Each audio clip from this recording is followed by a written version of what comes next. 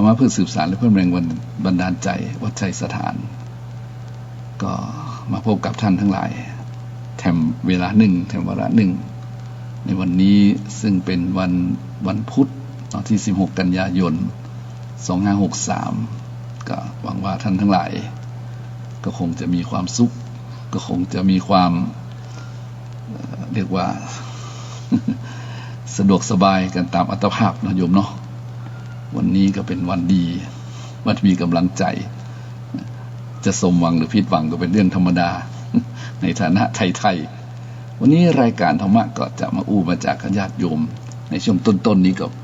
จะมาได้พบปะกับญาติโยมนะแถมสักกรรมหนึ่งก็จะมีท่านพระครูสิริอมราภิรักษ์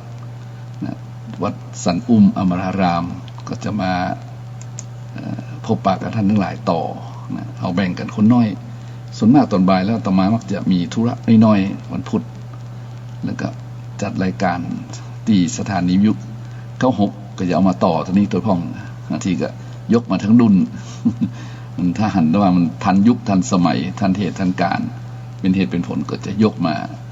เห็นสถาญาติโยมก็จะไปฟังเบื่อฟังเนาะการฟังธรรมะมันคือการชำระจิตนะแต่จิตจะสว่างไสวเนี่ยต้องทำสมาธินะเพราะว่าจิตสงบจิตจะมีพลัง จิตสงบนี่จิตมีพลังให้มีจิตที่สงบนะเพิ่นบอกว่าสงบจิตมันสงบพบกับความสุขอยู่ในขณะนั้นแม้แต่ว่ามีคำกล่าวว่าเหนื่อยกายหลับสนิทเหนื่อยจิตหลับไม่ลงก็มีนะเพราะบางคนบางครั้งก็เหนื่อยถามเหนื่อยยังก็บอกหู้นะทำไมเลยเหนื่อยกายมันบ่ได้หรอกเหนื่อยใจนั่นแหละนะเหนื่อยกายมันทำให้เราหลับได้สนิทนะอาการนักอาการมึนอาการนักบางทีออกเหงื่อออกแห้งบางทีเราก็เวลาพักเวลาหลับนอนเมื่อคืนก็หลับได้สบายเหนื่อยกายหลับสนิทแต่เหนื่อยจิตบางทีมีพร้อมนะมีพร้อมหมดเลยนะมีพร้อมหมดอ่ะทุกอย่างพร้อมหมดแต่นอนไม่หลับกระสับกระส่ายนะเพราะจิตมันตกไปนะจิตมันไหลไปทางอดีตพ้องเสียดายพ้องกินแหนงพ้องนะหรือคิดไปถึงอนาคตก็ยังมาถึงกับปรุงแต่งไปอันที่ก็ทำให้กระวนกระวายเหมือนกันนะเพราะฉะนั้นผมบอกว่าสุขทุกข์มันที่ใจแท้ๆนะญาติโยมหลายสุขทุกข์มันอยู่ที่ใจเลยนะจะให้มันใจดีใจสุขก็ต้องอยู่ที่ใจจะให้มันใจฮ้อนใจให้บ่ม่วนก็ต้องอยู่ที่ใจนี่แหละใจนี้จึงสำคัญนะจะทำให้ดีที่สุดก็ต้องพยายามฝึกจิตไปตัวในระยะนี้เพราะว่าระยะนี้เราหันแล้วใจเขาบ่ค่อยดีนะบางทีเนาะใจมันค่อยตกไปเพราะเหตุการณ์ทั้งโลกก็รุนแรงพอสมควรนะเหตุการณ์ทั้งโลกในที่นี้หมายถึงพวกภัยต่างๆนะภัยที่มันเกิดขึ้นจากดินน้ำลมไฟนี่แหละญาติโยมหลายดินถล่มเนาะดินถล่มดินภูเขายุบนะดินภูเขาไฟระเบิดมาจากดินวะนะโยมนะดินมันไหลดินถล่มเนาะน้ำท่วมน้ำนองเขื่อนจะแตกนี่มันก็ลุ้นกันเขื่อนนะในประเทศต่างๆเนาะโอ้ดินน้ำลมทอร์นาโดลมเฮอริเคนลมพายุไต้ฝุ่นโอ้โหถล่มทลายนะน่ากลัวใจมันหายวับๆเลยญาติโยมดินน้ำลมไฟไหม้โอ้โหทางออสเตรเลียทางอเมริกานะโอ้โหไฟไหม้กันหมดกันเป็นหลายหมื่นไร่เฮ้ยแล้วโลกมันจะอยู่ได้ไหนนึงจิตมันตกญาติโยมหลายนะหันแล้วก็เป็นห่วงหันแล้วก็เป็นอินดูตึงสัตว์ตึงคนเนาะวุ่นวายกันในโลกนี้ถ้าตอนนี้เฮาธรรมะไปเปรียบว่ามันวุ่นวายจริงๆหนอนะมันวุ่นวายแท้ๆเลยและใจเฮาเลยใครว่ามันนี่แหละมันตกต่ำไปมันไหลด้วยความเป็นห่วงด้วยความเอ็นดูด้วยความสังเวชด้วยความคิดอย่างต่างๆนานาเหล่านี้ก็มักจะนอนบ่หลับนะญาติโยมหลายเวลาจิตมันไหลไปตามความที่หันภาพหันสื่อเพราะฉะนั้นตอนนี้เราก็มีวิธีว่าอย่างนี้จะได้เราเห็นสิ่งเหล่านั้นเราก็ต้องพยายามปรับจิตปรับใจเมื่อไหลขึ้นตกไปเนาะทีนี้มีท่านผู้หนึ่งได้ส่ง ลายข้อความมาให้อ่านนะบอกว่าถ้าเพิ่งมันตกต่ำนี่นะมันมีอยู่4 วิธีวะนะมัน4ให้ไม่ตกต่ำหรอ 4ให้ไม่ตกต่ำนะ1ให้ความเคารพกับผู้ใหญ่2ให้ความจริงใจกับเพื่อน3ให้ความซื่อสัตย์กับคนรัก4ให้ความกตัญญูกับพ่อแม่อันนี้จะมาอ่านแล้วมันก็เข้าท่าดีเหมือนกันก็เลยมาอ่านต่อให้ญาติโยมแต่จะมาเอาธรรมะเข้าแทรก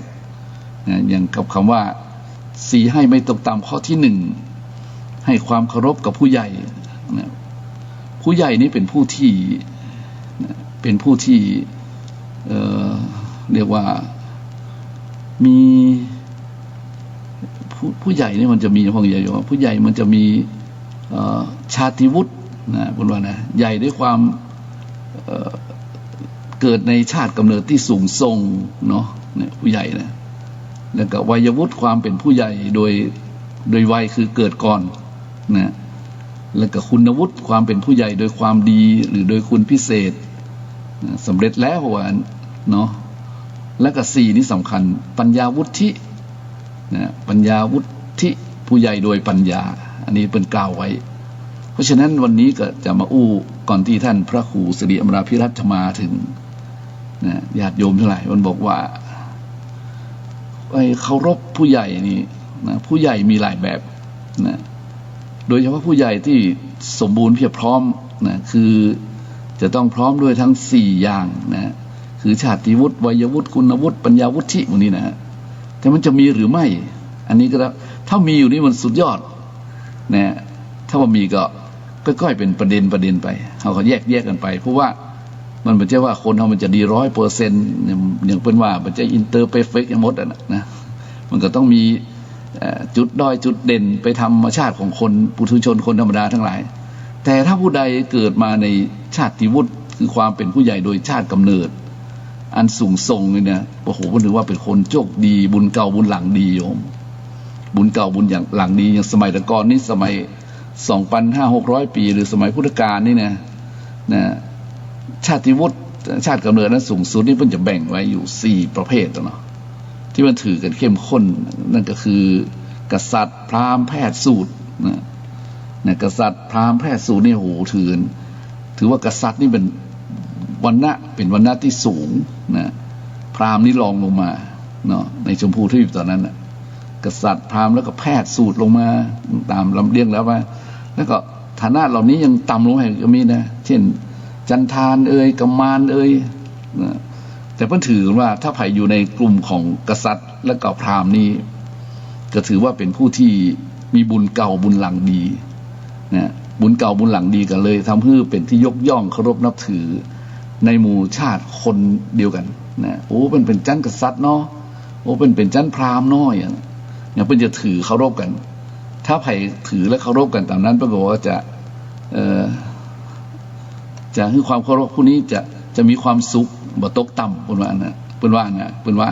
แต่ทีนี้พอมาถึงพระพุทธเจ้าเลยบอกว่า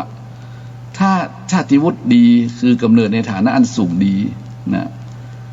เป็นกษัตริย์ก็ดีเป็นพราหมณ์ก็ดีเนี่ยแต่ถ้าบ่มีคุณธรรมนี่ก็บ่มีคุณธรรมหมูจากธรรมะสักบทยังมีความคิดเห็นบ่เชื่อบาปบุญคุณโทษบ่เชื่อกฎแห่งกรรมเนี่ยอันนี้ก็พุทธเจ้าว่าเกิดมา120 ปีนะ120 ปีนี่นะหรือ100 ปีนี่สู้ละอ่อนเกิดวันเดียวไปได้หรืออ่อน7 ปีไปได้เพราะวันนี้หมูจะธรรมะสักบทเลยก็มีอยู่นะเพราะฉะนั้นธรรมะนี้จึงเป็นตัวแปรแต่ในกรณีเพิ่นบอกว่าถ้าผู้ใดบ่อยากตกต่ำแล้วชีวิตจะบ่ตกต่ำก็ต้องเคารพผู้มีชาติตระกูลสูงนะและถ้าชาติตระกูลสูงเกินมาแล้วชาติตระกูลสูงยังมีธรรมะขึ้นไปอีกนี่โหโชคดีใหญ่เลยโชคดีใหญ่เลยเพราะฉะนั้นชาติวุฒิอันนี้จึงสำคัญอยู่นะแต่ต้องมีคุณธรรมไปตัวนะฉะนั้นความเป็นชาติวุฒินี้ปัจจุบันนี้เราต้องถือว่ามาโดยกำเนิดเกิดมาด้วยบุพกรรมที่ดีงามนะเราลองไปดูอ่านประวัติพระจักรวรรดิพระมหาจักรพรรดิก็ดีพระเถระเจ้าทั้งหลายก็ดีนะถ้าผู้ที่เวียนว่ายแต่เกิดแล้วมาเป็นใหญ่ในปัจจุบันชาตินี้นะบอกว่าจะเกิดเป็นพระสงฆ์พระเถระนะเป็น ครูบาอาจารย์นะหรือเป็นฝ่ายปกครองเป็นพราหมณ์เป็นกษัตริย์เป็นอย่างแล้วแต่เนี่ยท่านได้ก่อกำเนิดเกิดในภพภูมิต่างๆมาอย่างแล้วมากมายนะแล้วก็ท่า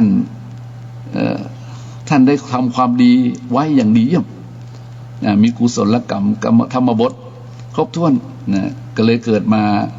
ด้วยความที่มาอยู่ในตระกูลอันสูงส่งเนี่ยนี่บุญเก่านะบุญเก่าทีนี้ถ้าท่านจะสร้างบุญใหม่ต่อไปท่านจะต้องถือธรรมะต่อไปถือธรรมะก็คือประพฤติปฏิบัติตามธรรมนะอย่างธรรมของผู้ใหญ่ก็เช่นพรหมวิหารทั้ง4อย่างนี้เป็นต้นเนาะอันนี้ก็จะเป็นที่เคารพนับถือแล้วก็จะเป็นผู้ที่คนที่ไหว้กราบแล้วก็ได้บุญได้กุศลไปด้วยกันนะจะได้อานิสงส์ไปโดยว่าอย่างนั้นเพราะฉะนั้นอันนี้ก็ชาติวุฒินี้ก็ความเป็นผู้มาโดยกำเนิดเกิดเก่าด้วยบุญกุศลและกรรมที่ทำไว้นะก็ต้องเคารพกันไปตามนั้นแต่ถ้าโชคดีท่านมีธรรมะแต่โอ้ซ้ำจะได้อานิสงส์ไปตัวโยมนะและ2วัยวุฒิวัยวุฒิก็คือความเป็นผู้ใหญ่โดยวัยคือเกิดก่อนท่านมาก่อนท่านแก่ก่อน วัยยะแปลว่าความเสื่อมนะวัยนี่แหละว่าเสื่อมนะญาติโยมหลายเพราะฉะนั้นท่านก็เสื่อมก่อนคนมาก่อนก็เกิดก่อนนี่แหละก็เสื่อมก่อนคือมาก่อนก็แก่ก่อนนะเนาะเกิดก่อนก็แก่ก่อนมันก็เป็นธรรมดาแต่เจ็บก่อนก็มีตายก่อนก็มีนะแต่บัดเดียวมันก็ไม่แน่นอนนะวัยวุฒิความเป็นผู้ใหญ่โดยวัยคือกำเนิดเกิดก่อนเกิดมาแล้วนี่ก็โอ้โหนะญาติโยมเป็นผู้มีประสบการณ์นะฮะเป็นผู้มีประสบการณ์เป็นคนที่เรียกว่าวัยวุฒิดีแล้วก็มีประสบการณ์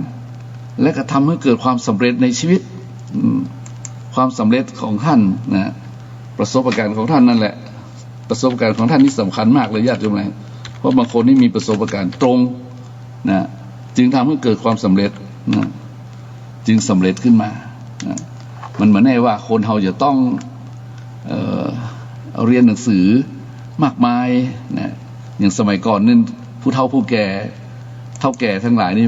เพิ่นก็บ่ได้เรียนสูงเนี่ยญาติโยมนะแต่เพิ่นอาศัยมุมานะบากบั่นและก็สติปัญญาของท่านจากน้อยไปถึงใหญ่นะคือหมายความว่าจากอย่างคนที่เป็นเศรษฐีเนี่ยบางทีนะเป็นผู้ใหญ่ที่ยากจนมาก่อนนะบางคนเล่าแต่มาฟังอู้แต่ก่อนป้อนะไม่ใช่อย่างอี้นะตู้ขนาดนะต้องไปรับจ้างเปิ้นทำนานะต้องไปช่วยเปิ้นรับจ้างแบกเข้าอย่างสมัยก่อนเนาะช่วยทำสวนช่วยเลี้ยงงัวเปิ้นเลี้ยงควายเปิ้นแล้วก็มาหั่นเปิ้นทำพิธีนะก็โตยเปิ้นไปนะหั่นผู้ใหญ่ในสมัยนั้นเปิ้นเนี่ยจะได้เงินนะเปิ้นเนี่ยจะได้เงินแล้วพอดีผู้ใหญ่นะก็คือความรู้ไปโตยก็เฮียนเปิ้นสอนเปิ้นอย่างการเรียนการศึกษานอกโรงเรียนว่านะเนี่ยศึกษานอกตำรานะผู้ใหญ่ก็ถ่ายทอดให้เนี่ยผลที่สุดมาก็สืบทอดสมบัติวิชาบางคนได้แต่งงานกับลูกสาวได้แต่งงานกับลูกสาวเจ้าของนาก็มีเนี่ยเพราะความมันความขยันความมีนี่แหละญาติโยมหลายมีประสบการณ์เนี่ยมันก็เลยโลกมันก็เลยเจริญขึ้นมาเพราะฉะนั้นวัยวุฒินี่ก็เป็นความที่สำคัญนะเพราะว่าเกิดมาก่อนจะต้องมีประสบการณ์ก่อนแต่บางคนก็ถ้าใครไม่ใช่บางคนถ้าเขาเจอคนประเภทนี้นะญาติโยมหลายความเป็นผู้ใหญ่โดยวัยแล้วมีคุณธรรมแบบเนี้ยนะเขาเคารพกราบไหว้แล้วเขาจะชีวิตทางบทตกต่ำจริงๆแต่บางคนก็เป็นผู้ใหญ่เป็นว่าแกบดายก็มีนะอันนี้ขอโทษญาติโยมบางทีนะเนี่ยบางทีมันก็แก่เพราะเกิดเมินเนาะแก่เพราะเวลามันผ่านไปก็มีนะอันนี้เขาก็บอกจะว่ากันแต่หมายความว่ามันมีความจริงอยู่นะมีความจริงอยู่บางคนก็แก่แบบโอ้วัยวุฒิเจริญรุ่งเรืองบางทีก็มีก็เจริญได้อายุบ่ได้นะอันนี้ก็มีแต่ก็มีส่วนน้อยไม่ใช่ว่ามีส่วนนักนะมีส่วนบ่หลายนะก็แต่ถือว่ามีอยู่นะถือว่ามีแต่ถ้าเราไปไหว้คนที่บ่มีอย่างเลยเพียงแต่ว่าเป็นคนแก่บ่ได้นี่ก็นั้นอานิสงส์อาจจะลดน้อยลงก็ได้เนาะอันนี้แค่เน้นถึงคุณวุฒิญาติดูแลอันที่3นี่คุณวุฒินี่มันบอกว่าความเป็นผู้ใหญ่โดยคุณงามความดีคุณงามความดีนี่สำคัญนะคุณวุฒิเนี่ยมันบอกว่าอยู่ดีต้องมีคุณเนี่ยเอามาดี เขามาดีเพราะมีบุญคนมาดีมีบุญมาเกิดในฐานะอันสูงส่งมันก็โยมแล้วก็อยู่ยาวนานเป็นมนุษย์ได้ดีนะเกิดมาเพราะมีบุญสนับสนุนที่เกิดมาแล้วอยู่ดีอยู่อย่างยาวนานจนเป็นผู้มีวัยวุฒิสูงสุดแต่ถ้ามีไว้ซึ่งคุณธรรมเนี่ยโอ้ม่วนเลยนะมาดีเพราะมีบุญอยู่ดีเพราะมีคุณเนี่ยคุณก็คือคุณประโยชน์คุณวุฒิคุณประโยชน์ถ้าคุณวุฒิเจริญคุณประโยชน์มันจะเกิดขึ้นเพราะคุณวุฒิแต่นี่หมายว่าเจริญด้วยความดีเจริญด้วยความดีวุฒินี่แบบว่ารู้เห็นที่ดีก็ได้แปลได้หมดเลยวุฒิคือความเจริญก็ได้เนาะเพราะฉะนั้นบางคนก็จะเก่งในการคิดนะผู้มีคุณวุฒินี่นะจะเก่งในการคิดบางคนคิดดีนะญาติโยมหลายนะถ้าเอาได้ไปเป็นผู้บริหารนี่แต่มันว่ามีความรู้และคู่คุณธรรมนะเก่งคิดดีนะคนคิดดีนี่มันจิตมันดีโยมนะเพราะว่าความคิดดีมาจากจิตดีนะจิตดีนี่แหละคือความเป็นผู้ใหญ่โดยคุณความดีนะจิตดีนะแล้วก็เก่งทำงานยากก็เป็นง่ายเนี่ยคือว่าจิตดีคิดดีพูดดีทำดีเนี่ยนะแล้วก็จิตเป็นผู้ที่อาศัยคุณธรรมเข้าไปค้ำจุนนะจิตเป็นจิตสุจริตนะสุจริตตั้งเนี่ยนะมันเป็นสุจริตนะเป็นจิตที่ใสจิตที่ซื่อจิตที่ดีที่งามนะโยมเมื่อจิตมันเป็นอย่างนั้นแล้วเนี่ยความคิดมันก็เลยออกมานะจิตดีจิตใสจิตงามก็เลยคิดดีๆนะคิดดีๆก็คือคิดทำเรื่องบุญเรื่องกุศลนะบางทีเข้าไปนั่งโต๊ะบริหารก็คิดในสิ่งที่ยากคือมันง่ายขึ้นนี่ทำมือจากสิ่งที่ยากนะง่ายขึ้นนะญาติโยมเลยบางทีมันยากในบางสิ่งบางอย่างนะแต่ผู้มีจิตดีนี่เจริญด้วยคุณวุฒิตัวนี้นะฮะโอ้โหงานยากเป็นง่ายนะยากเป็นง่ายอย่างเราดูหนังดูละครนี่ญาติโยมเลยบางทีเราก็เห็นว่าคนเขียนบทหนังบทละครนี่ก็สำคัญนะโยมถ้าอาตมาถามโยมว่าบทพระเอกกับบทผู้ร้ายนี่เนี่ยอันไหนเขียนยาก บทละครเนี่ยเรานั่งอ่านนั่งดูนี่นะฮะแต่มาว่าบทพระเอกนี่เขียนง่ายนะบทพระเอกบทนางเอกนี่เขียนง่ายเพราะว่ามันซื่อๆพระเอกนี่ซื่อตรงโปร่งใสนะบ่ต้องมีเล่ห์เหลี่ยมเนาะฮะบ่ต้องเล่ห์เหลี่ยมบ่ต้องคดโกงให้มาบ่ต้องวางกลยุทธ์นะแต่ถ้าหากว่าเป็นบทของผู้ร้ายนี่โอ้โหต้องซับซ้อนใช้กลยุทธ์เขียนยากโยมแล้วคนแสดงก็แสดงยากนะฉะนั้นอันนี้ก็มันเป็นเรื่องของคุณวุฒิแถมอย่างนึงคือปัญญาวุฒินะปัญญาวุฒิก็คือปัญญาวุฒิผู้ใหญ่โดยปัญญานะผู้ใหญ่โดยปัญญาก็มีความสุขุมนะเยือกเย็นมีอคติน้อยหรือบ่มีนักจนเกินไปนะสามารถรับฟังผู้ด้อยกว่าโดยสุภาพเรียบร้อยนะเป็นคนผู้ชอบช่วยเหลือคนอื่นด้วยความจริงใจระหว่างผลตอบแทนเนี่ยผู้ใหญ่ที่มีคุณธรรมนี่มักจะบอกแก้ตัวชอบจะแก้ไขและที่ข้อสำคัญคือเข้าใจในกฎแห่งกรรมเลยวางใจเป็นอุเบกขาได้อันนี้สำคัญญาติโยมหลายเดี๋ยวนี้พระตื่นมาแล้วเนี่ยถ้าท่านพระครูสิริอมราภิรัตน์มาแล้วก็นิมนต์เลยนะครับต่อได้เลยนะครับเพราะว่าอู้ถึงอย่างเพิ่นบอกว่าให้ใน4อย่างนี้ให้ใน4อย่างให้แล้วจะบ่ตกต่ำเพราะฉะนั้นความเคารพโดยเฉพาะคนที่มีปัญญาวุฒินี่นะญาติโยมหลายปัญญาวุฒินี่เป็นผู้ที่มีความเรียกว่ามีปัญญานำหน้านะมีปัญญานำหน้าสุขุมเยือกเย็นครับเป็นคนที่มีความชอบช่วยเหลือคนอื่นหมดเลยครับด้วยความจริงใจบ่หวังผลตอบแทนซึ่งมันหายากนะ วันนี้อู้ถึงในเรื่องวุฒิครับท่านอาจารย์ความเจริญปัญญาวุฒิตอนนี้ครับไม่ได้ตั้งปัญญาครับมันมีอยู่ชาติวุฒิวัยวุฒิคุณวุฒิปัญญาวุฒิครับมี4วุฒินะครับ4วุฒิเนี่ยตามโดยธรรมเนาะครับเพราะฉะนั้นก็เลยอู้ไปแล้วว่าเดี๋ยวนี้ค้างกับปัญญาวุฒิเนี่ยคือ ครับมีคนส่งไลน์ผมครับอีครับมันบอกว่าซีให้ไม่ตกต่ำนี่เนาะให้ความเคารพกับผู้ใหญ่ให้ความจริงใจกับเพื่อนให้ความซื่อสัตย์กับคนรักให้ความกตัญญูกับพ่อแม่ครับ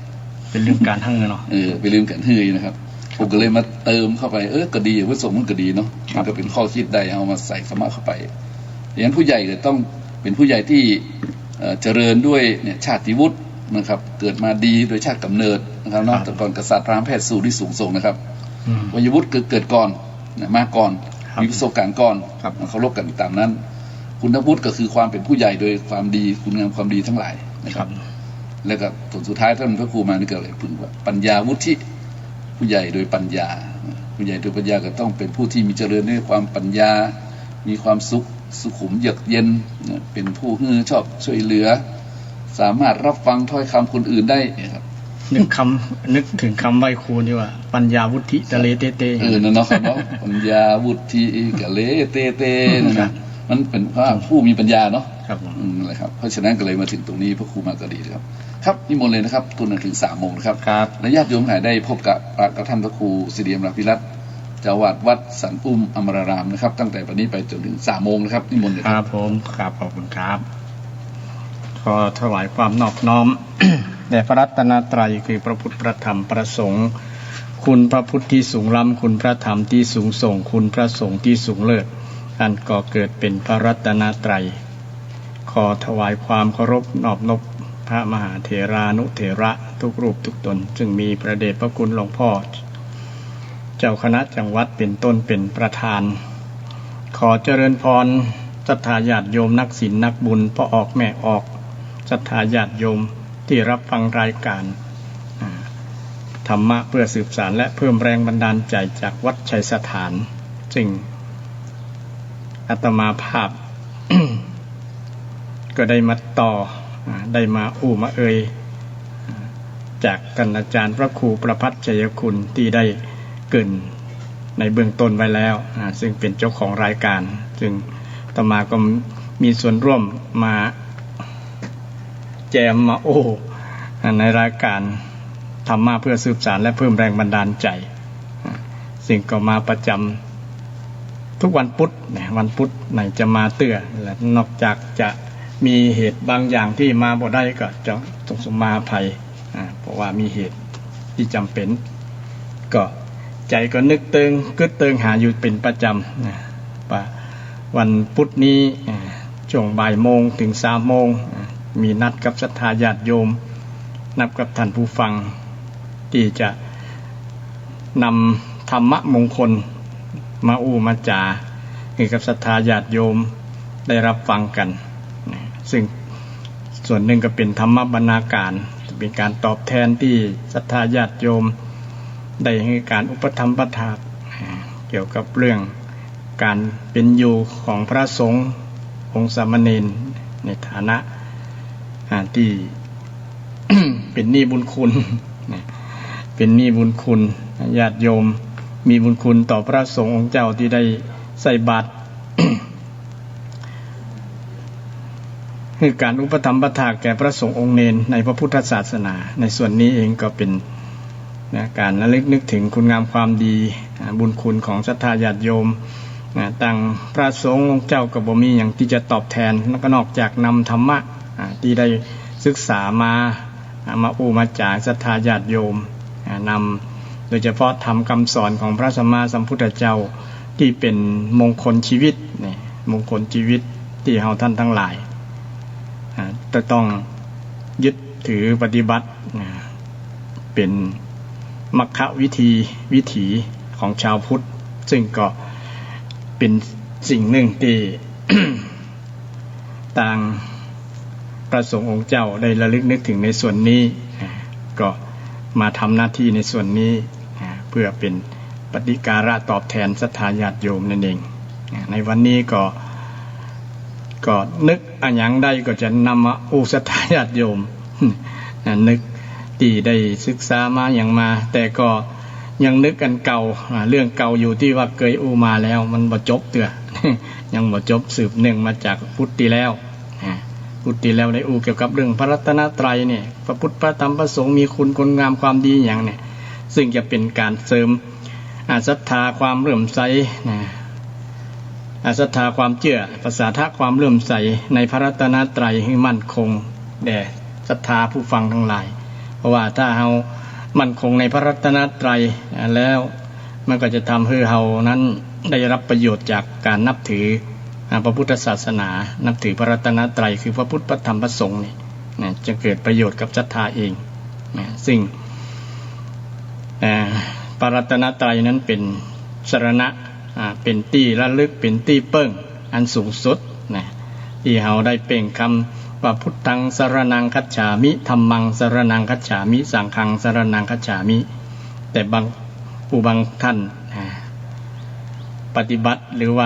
าตามเปิ้นบ่ได้รู้ความหมายจริงว่าอันนั้นเป็นที่เปิ้งเป็นที่สรณะเฮาจะได้ก็จะได้เข้าใจเพิ่มขึ้นนะบางคนบางท่านก็มีความรู้ความเข้าใจแล้วเปิ้งถูกแล้วนะว่าพระรัตนตรัยนี้มีคุณงามความดีเฮาจะเปิ้งลักษณะไหนนะญาติโยมบางผู้บางท่านส่วนนักก็เปิ้งถูกแต่ว่าส่วนหนึ่งที่ยังเปิ้งบ่ถูกเตื้อยังบ่เข้าใจถูกเตื้อเกี่ยวกับพระรัตนตรัยก็เป็นการเพิ่มเติมเสริมส่งให้เกิดความเข้าใจเพราะว่าการฟังเทศน์ฟังธรรมนั้นอานิสงส์อย่างหนึ่งก็คือทำความเข้าใจชัดขึ้นนะตัดความสงสัยได้นะอานิสงส์คือประโยชน์จากการฟังนะได้ฟังสิ่งใหม่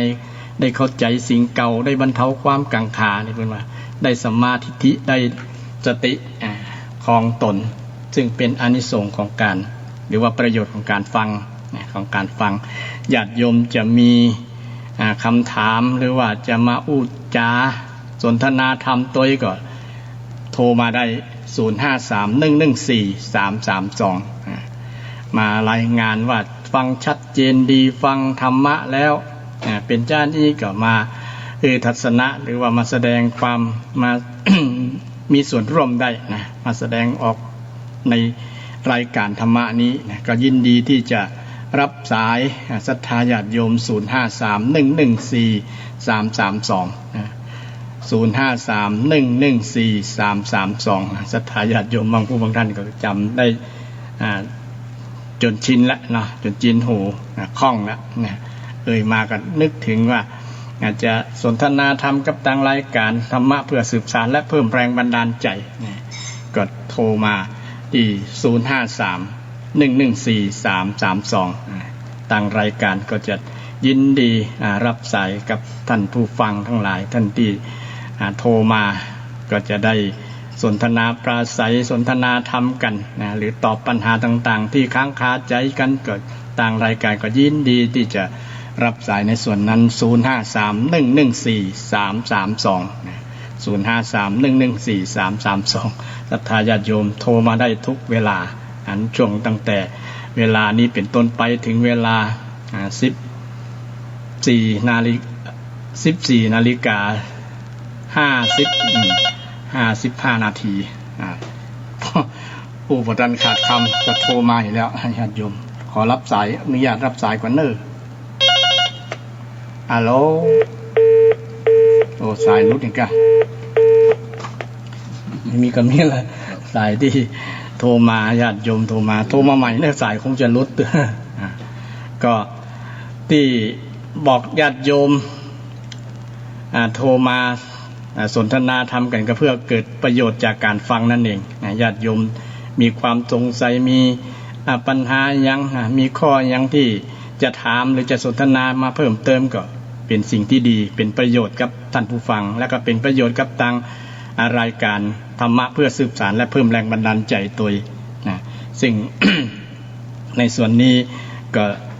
ทางรายการก็มีความยินดีที่จะสนทนารับสายจากศรัทธาญาติโยม0531143332วันนี้ก็จะได้ต่อจากเรื่อง พระรัตนตรัยที่ญาติโยมได้คุ้นเคยกับว่าคุณของพระรัตนตรัยว่ามี108ที่นับเป็นพยัญชนะนะที่เฮาสวดบทอิติปิโสนะอิติปิโสภควานะนับเป็นพยางค์ได้108นับส่วนของพระพุทธได้56นะส่วนของ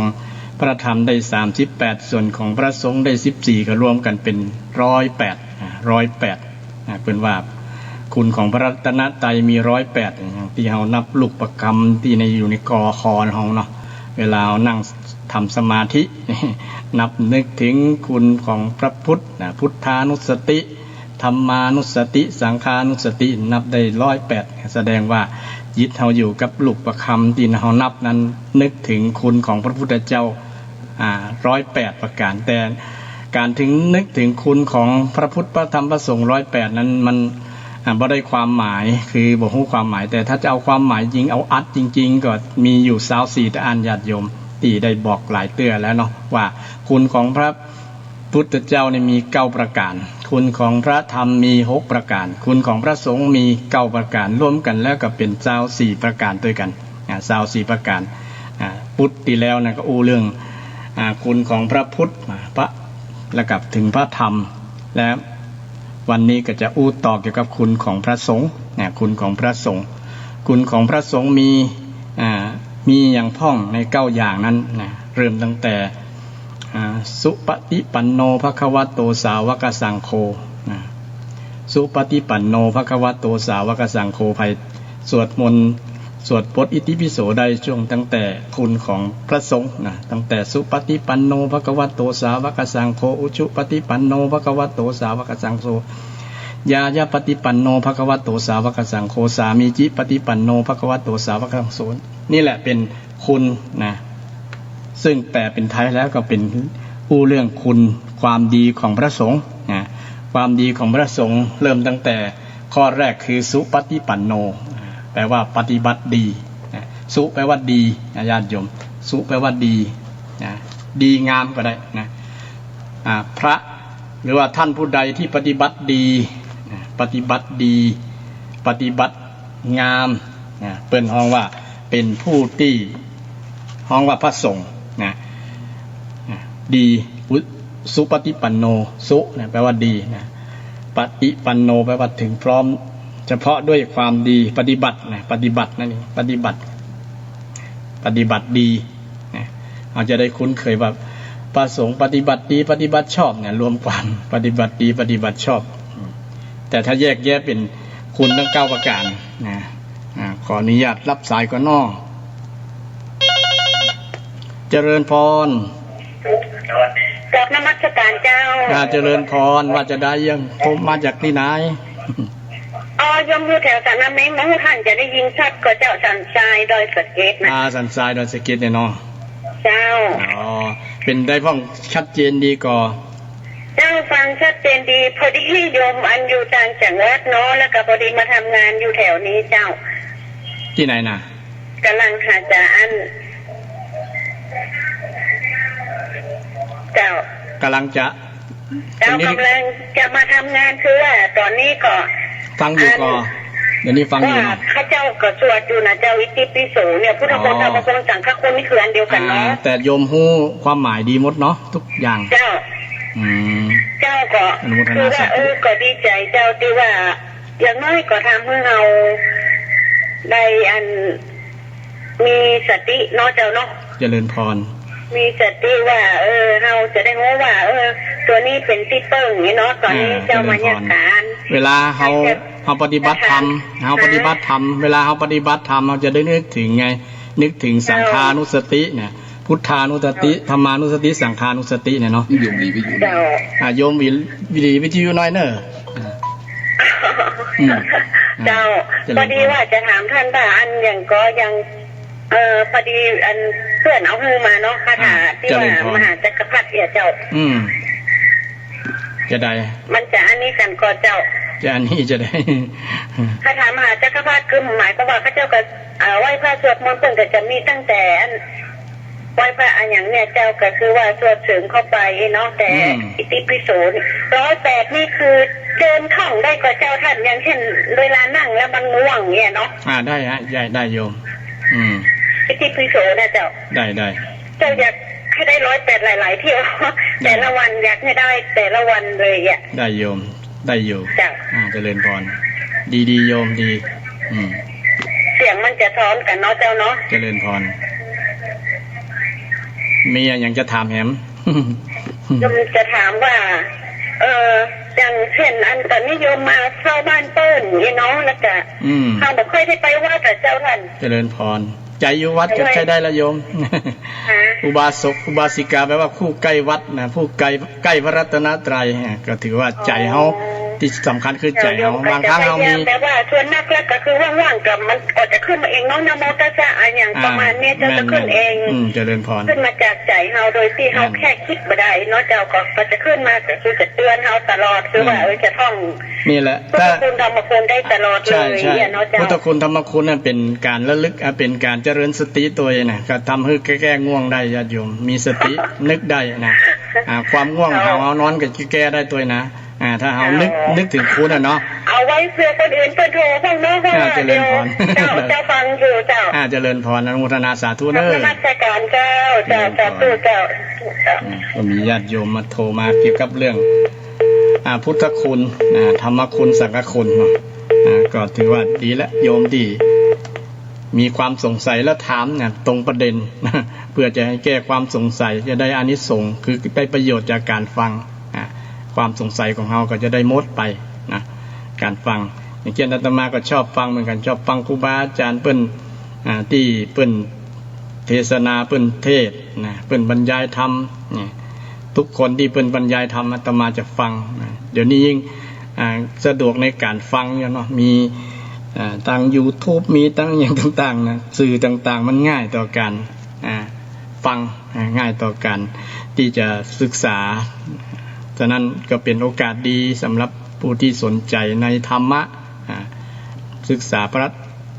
พุทธศาสนาพระรัตนตรัยเพื่อให้เข้าใจเมื่อเข้าใจแล้วก็จะได้เกิดความเลื่อมใสเกิดความศรัทธาเพิ่มขึ้นนะมันก็จะได้มั่นคงในพระรัตนตรัยถ้าเราศึกษาไปแล้วเราบอกเข้าใจในบางครั้งมันก็อาจจะทำให้เราเขวนะเราสงสัยนะวิจิตรฉาเกิดความลังเลนะบ่แน่ใจว่ามันคืออย่างปฏิบัติเขาหันเขาทำก็ทำไปอย่างเขานะฮะเราบอกเข้าใจถ้าเราเข้าใจ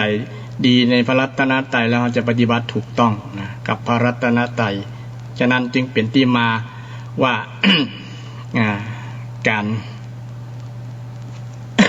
ารนำเรื่องพระรัตนตรัยมาอุปสัทธาญาติโยมก็เพื่อเสริมเรื่องความเข้าใจที่ถูกต้องแล้วนำไปเป็นสรณะอย่างถูกต้องเป็นพุทธังสรณังคัจฉามิธัมมังสรณังคัจฉามิสังฆังสรณังคัจฉามิเอากันนึกถึงคุณของความดีของพระพุทธนึกถึงคุณความดีของพระธรรมนึกถึงความดีของพระสงฆ์ญาติโยมมันจะทำให้เราได้ ได้อานิสงส์หลายอย่างได้ความสงบจิตใจสงบได้สติปัญญาได้ความรู้ความเข้าใจที่ถูกต้องว่านี่เวลาเรานึกถึงเจริญพุทธานุสติเราไม่ใช่เพียงแค่ว่าพุทโธบ่ได้เรานึกถึงว่าพระพุทธเจ้ามีความดีจะมี9ประการอย่างที่กล่าวมา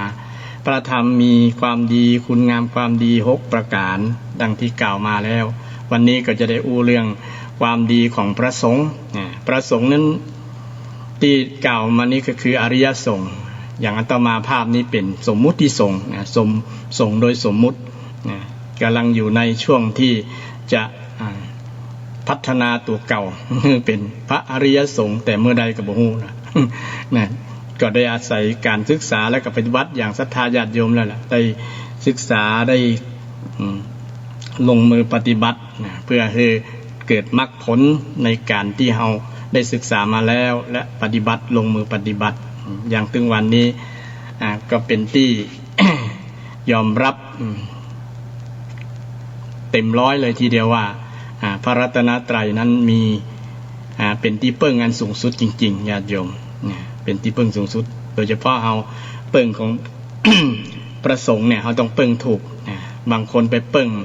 ครูบาอาจารย์ไปเปิ้งคอเลขกอหวยอย่างประมาณนั้นนะเปิ้งลักษณะนั้นมันเปิ้งผิดทางญาติโยมแต่เปิ้งพระสงฆ์นี่ต้องเปิ้งในเรื่องว่าพระสงฆ์มีดีอย่างเขาก็ต้องปฏิบัติดีตัวเปิ้นเนาะปฏิบัติดีตัวเปิ้นมีดีอย่างพระสงฆ์เนี่ยเป็นต้นแบบเป็นแบบอย่างที่ดีให้เขาประการแรกที่ว่าเนี่ย สุปฏิปันโนแปลว่าปฏิบัติดีนะสุแปลว่าดีงามง่ายนะปฏิบัติดีปฏิบัติงามเนี่ยพระสงฆ์มีข้อดีอันดับข้อแรกคือดีนะปฏิบัติดีข้อที่สองอุชุปฏิปันโนอุชุแปลว่าตรงนะคนตรงบ่คดบ่เบี้ยวบ่จุบ่หลอกบ่ลวงนี่ตรงนี่พระอริยบุคคลพระสงฆ์เนี่ยอริยบุคคลเนี่ยท่านเป็นคนตรงนะพระรูปใดเป็นคนตรงก็เป็นอริยสงฆ์ใดญาติโยมบ่จุบ่หลอกบ่ลวงเนี่ยญาติศรัทธาญาติโยมนี่ตรงนะอุชุปฏิปันโนปฏิบัติตรงนะปากกับกำอูกับการประพฤติเนี่ยตรงกันใจกับกำอูตรงกันนี่เป็นลักษณะนั้นนะความดีของพระสงฆ์เอาขอระลึกนึกถึงพระสงฆ์เป็นปฏิบัติตรงล้ออุชุปฏิปันโนนะยายะปฏิปันโนนะท่านปฏิบัติเพื่อรู้พ้นจากความทุกข์เนี่ยวิธีจะพ้นจากความทุกข์ท่านก็อาศัยการเรียนรู้จากคำสอนของพระพุทธเจ้าท่านก็ปฏิบัติเพื่อ รู้ที่จะพ้นจากความทุกข์ได้ตามที่พระเจ้าได้สอนไว้นะพระสงฆ์เป็นลักษณะผู้ที่รู้ตามพระพุทธเจ้ารู้เป็นญายะปฏิปันโนรู้เพื่อที่จะพ้นจากความทุกข์ข้อที่สี่รู้ ท่านเป็นผู้ปฏิบัติสมควรสามีจิปฏิปันโนนะสามีแปลว่าเจ้าของก็ได้นะแปลว่าเปิงแปลว่าควรก็ได้นะภาษากำเมืองเขาเปิงนะปฏิบัติเหมาะเปิงนะเปิงแก่ในความเป็นสมณะสารูปนะบ่ทำตัวคือมันคนตำหนิติเตียนมันบ่เปิงเนี่ยเนาะบ่เปิงนี่สามีจิตัวนี้แปลว่าทำเปิงปฏิบัติเปิงเหมาะนะในฐานะที่เป็นพระสงฆ์องค์เจ้าเนี่ยเปิงที่จะยกมือไหว้นะได้อย่างสนิทใจนี่นะท่านปฏิบัติดีปฏิบัติชอบมาแล้วปฏิบัติเปิงเหมาะสมควรนะสมควรอันนี้เป็นความดีของท่านข้อที่สี่ข้อที่ห้าเป็นอาหุนยโยนะอาหุนยโยนี้เป็นผู้ที่น่าสักการะน่าบูชานะน่าบูชานะข้อที่หกปาหุนยโยนะน่าต้อนรับน่าต้อนรับเวลาเห็นหันพระแล้วเกิดความเลื่อมใสสาธุอนุโมทนายกมือสาธุนิมนต์มา เข้ามาในบ้านก่อนเน้อนี่นิมนต์รับบิณฑบาตนี่เป็นผู้ที่เปิงเป็นผู้ที่น่าเลื่อมใสศรัทธาน่าต้อนรับบางคนหันพระสงฆ์แล้ว บ่น่าต้อนรับเนี่ยก็มีหลายนะพระสงฆ์บางรูปบางองค์ปฏิบัติตัวบอกเป็นอาหุนยะปาหุนยะเนี่ยปาหุนยะบุคคลก็ทำให้ศรัทธาเสื่อมถอยอยู่ที่การปฏิบัติทุกเจ้ารูปใดพระสงฆ์รูปใดที่ปฏิบัติเปิงเหมาะดีตรงอย่างที่กล่าวมาในข้อเบื้องต้นนะมันก็จะเสริมให้ทำให้คนนั้นน่าต้อนรับพระสงฆ์ลูกนั้นน่าต้อนรับเปิดประตูรับเลยเปิดประตูต้อนรับนะบ่ปิดประตูนะเหมือนกับแขกนะแขกไปไทยมาถ้าบุคคลที่น่า เชื่อใจน่าเคารพน่าต้อนรับเนี่ยเขาจะเปิดประตูให้นี่พระสงฆ์องค์เจ้าก็เหมือนกันนะถ้าไปทางใดในสัญโคจรไปทางใดนะถ้าศรัทธาญาติโยมหันพระญาติโยมเปิดใจรับต้อนรับเปิดประตูบ้านรับนี่แสดงว่าบุคคลนั้นเป็นพระสงฆ์ท่านมีคุณงามความดีที่ห้องว่าน่าต้อนรับก็ต่อมาทักขินโยเนี่ยน่าทำบุญตัวนะทักขินโยนี่ทักษินโยทักขินโยทักษิณเป็นบุคคลที่น่าทำบุญตัวข้อที่8ต่อมาอัญชรีกรณีโยน่ากราบน่าไหว้น่าอัญชรียกมือไหว้สาธุอย่างญาติโยมฝึกลูกฝึกหลานสาธุตุเจ้านี่ก็เป็นการฝึกทำให้คนอ่อนน้อมต่อพระสงฆ์องค์เจ้า ที่น่ากราบน่าไหวข้อสุดท้ายข้อที่9คืออนุตตรังปุญญเขตตังก็คือเป็นบุญญเขตเป็นนาบุญอย่างเราทำนานะต้องมีนาที่เนื้อนาต้องดีปลูกข้าวถึงจะงามถึงจะมีผลิตผลดีนะออกรวงงามได้น้ำหนักได้เมล็ดเต็มที่พระสงฆ์องค์เจ้าก็เปรียบเหมือนนาที่ญาติโยมได้มาทำบุญทำกุศลตัวเนี่ยบุญที่ญาติโยมจะได้รับจากการทำบุญกับพระสงฆ์นี่ทั้งสงฆ์ก็ถือว่าเป็นเนื้อนาบุญที่เราปลูกไว้ปลูกบุญไว้บุญก็จะเจริญเติบโตออกดอกออกผลถ้าเนื้อนาบุญบ่ดีมันก็ออกดอกออกผลบ่ค่อยเต็มที่ หรือว่าบ่ออกเลยก็มีนาบุญที่มีอย่างบ่มีปุ๋ยดินเสียดินกระด้างดินเค็มดินอย่างต่างๆเป็นลักษณะที่ทำให้ปลูกพืชปลูกอย่างต่างๆบ่เกิดยากแต่ถ้าเนื้อนาดี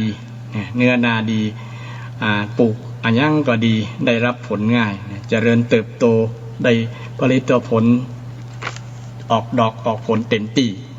พระสงฆ์องค์เจ้าตนใดที่เป็นเนื้อนาบุญที่ดี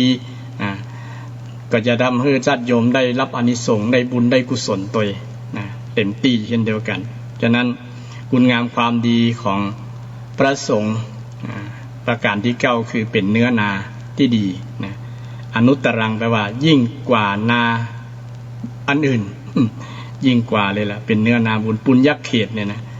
แปลว่านาบุญญเขตเป็นเนื้อนาบุญของโลกของชาวโลกก็คือศรัทธาญาติโยมเนาะชาวโลกที่จะปลูกบุญไว้กับนาคือตุเจ้าคือพระสงฆ์ที่เป็นอริยสงฆ์ทีนี้พระสงฆ์เนี่ยก็จะได้อูว่ามีพระสงฆ์อริยสงฆ์มี4ระดับด้วยกันญาติโยมถ้าแยกย่อยก็เป็น8ที่เราได้สวดว่าจัตตาริปุริสยุคคานิอัฏฐปุริสปุคลาจัตตาริจัดเป็น4คู่จัตตาริปุริสยุคคานิอัฏฐปุริสปุคลาเป็นบุรุษเป็น8บุรุษแยกเป็น8บุรุษเป็น8ประเภท8บุคคล8จำพวกคือโสดาปฏิมัค2โสดาปฏิผล3สกทาคามีมัค4สกทาคามีผล5อนาคามีมัค6อนาคามีผล7อรหันตมัค8อรหันตผลถ้าแยกย่อยไปก็เป็น8จำพวก8บุคคล8จำพวกถ้าสรุปย่อก็มีเพียง4คือพระโสดาบันพระสกทาคามีพระอนาคามีและพระอรหันต์บุคคล8จำพวกนี้เป็นพระสงฆ์ที่เราเป็นที่เปิ้งของพุทธบริษัททั้งหลายเป็นสังฆังสรณังคัจฉามิเฮาเปิ้งพระสงฆ์ก็คือเปิ้งคุณงามความดีของท่านเอาแบบอย่างท่านมาไม่ใช่เปิ้งอย่างอื่นคือท่านมาโดนบันดาลนั้นนี้มันผิดวัตถุประสงค์แต่กับมีบางรูปบางองค์ที่มีห้องว่ามีวิชา8เช่นแสดงฤทธิ์ได้อย่างใดนั่นก็ยกกรณีพิเศษที่เป็นอริยสงฆ์ที่มีคุณพิเศษที่มีวิชา8มีอิทธิวิธีแสดงฤทธิ์ได้อย่างใดเนี่ยอาจจะสนองตอบต่อความอยากของศรัทธาญาติโยมที่อยากจะให้พระสงฆ์ช่วยในเรื่องแสดงปาฏิหาริย์อย่างต่างๆเนี่ยเช่นคือพระสงฆ์ไปแสดงนั้นแสดงนี่ซึ่งก็เป็นที่สนองตอบต่อความต้องการความอยากของบรรดาผู้ที่ต้องการจะเปิ้งเช่นหายนักก็คืออยากจะให้พระสงฆ์เนี่ย นะบอกหวยบอกเบอร์อย่างวันนี้เนาะวันที่16นี่วันที่16เนี่ยเป็นวันที่มีหลายท่านหลายคนที่ตั้งตารอความหวังเล็กๆน้อยๆอย่างก็ตามนะแต่เดี๋ยวนี้มันเป็นมันซึมซับในนิสัยของคนไทยนะเกือบจะว่าเกือบจะทุกคนก็ว่าได้นะ90% แหละนะที่ติดการพนันเรื่องหวยเรื่องหวยรวยเบอร์อย่างนี้นะทำให้คนหลงทางนะคนหลงทางคืออยากจะเปิ่งแบบเอาหันผลแบบรวดเร็วนะทันใจนะบ่ได้เปิ่งเอาในอย่างที่คุณงามความดีที่เป็นคุณความดีของพระสงฆ์นะคุณความดีของพระสงฆ์ถ้าเอาปฏิบัติดีปฏิบัติตรงอย่างพระสงฆ์ปฏิบัติดีปฏิบัติตรงปฏิบัติเพื่อ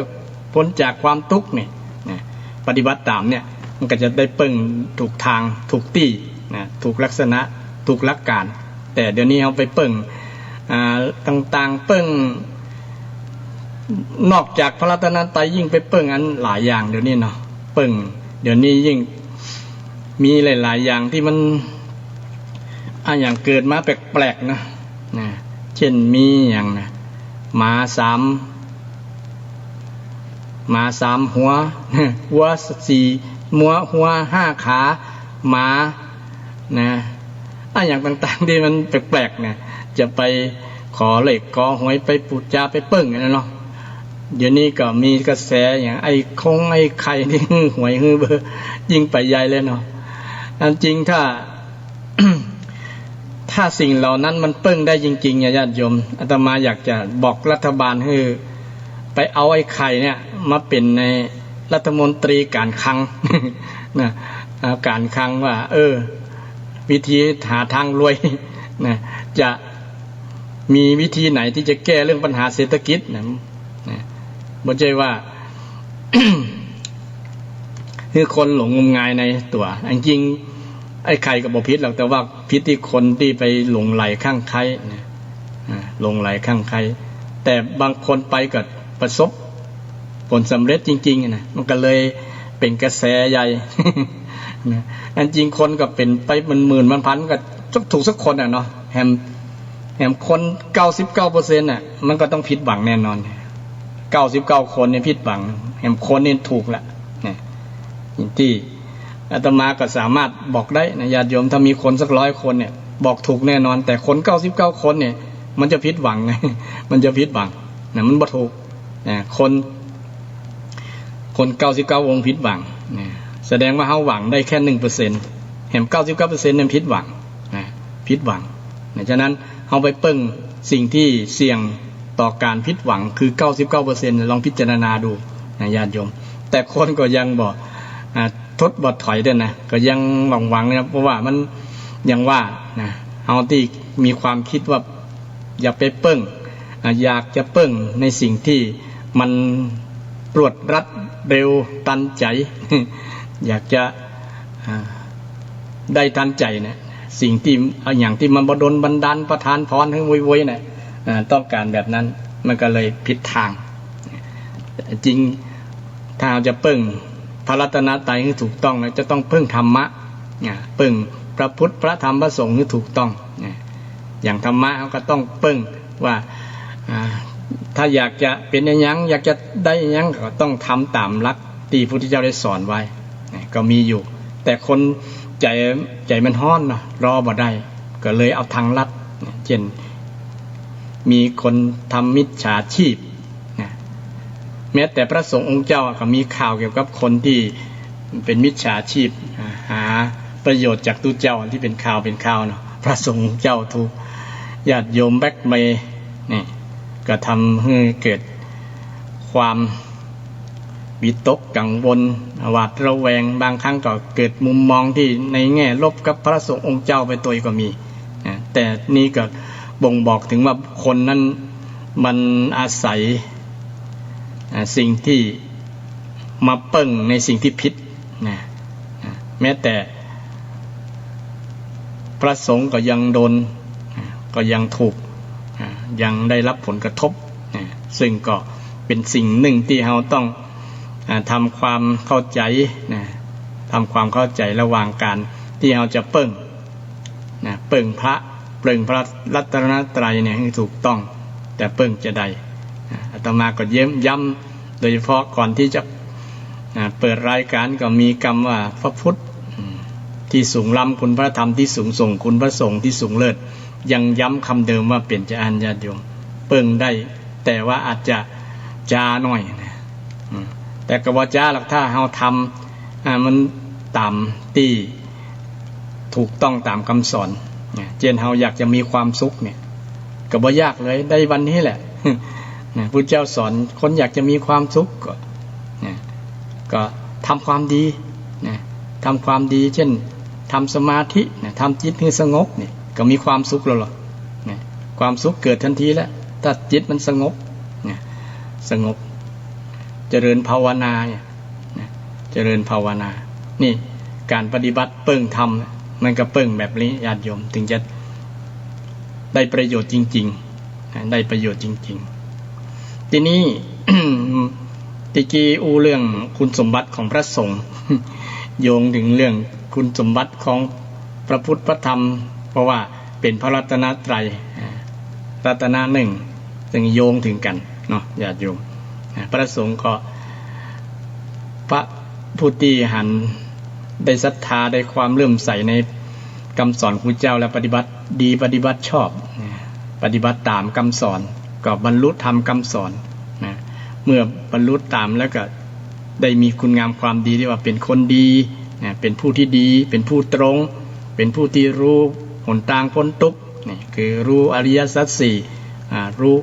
อันนี้ทุกข์สมุทัยนิโรธมรรคนี่รู้หนทางพ้นทุกข์วิธีปฏิบัติถึงความดับทุกข์นี่เป็นพระสงฆ์คุณดีคุณงามความดีของพระสงฆ์สามีจิปฏิปันโนนี่เป็นผู้ปฏิบัติเหมาะสมควรเปิงคุณสมบัติทั้ง9ประการนี่ญาติโยมเป็นคุณสมบัติเป็นคุณงามความดีของพระสงฆ์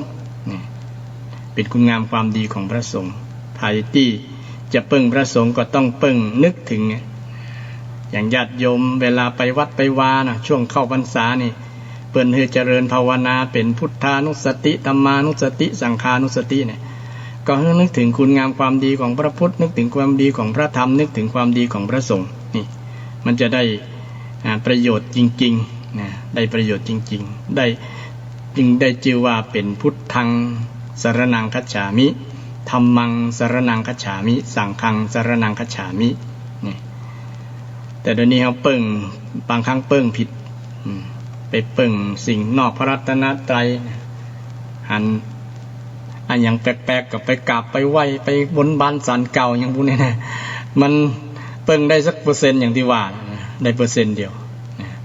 99%นั้นมันผิดหวังแน่นอนญาติโยมผิดหวังเนี่ยเกี่ยวกับพิสูจน์ลองถามตัวเก่าแต่มีส่วนหนึ่งที่เขาก็ยังถึ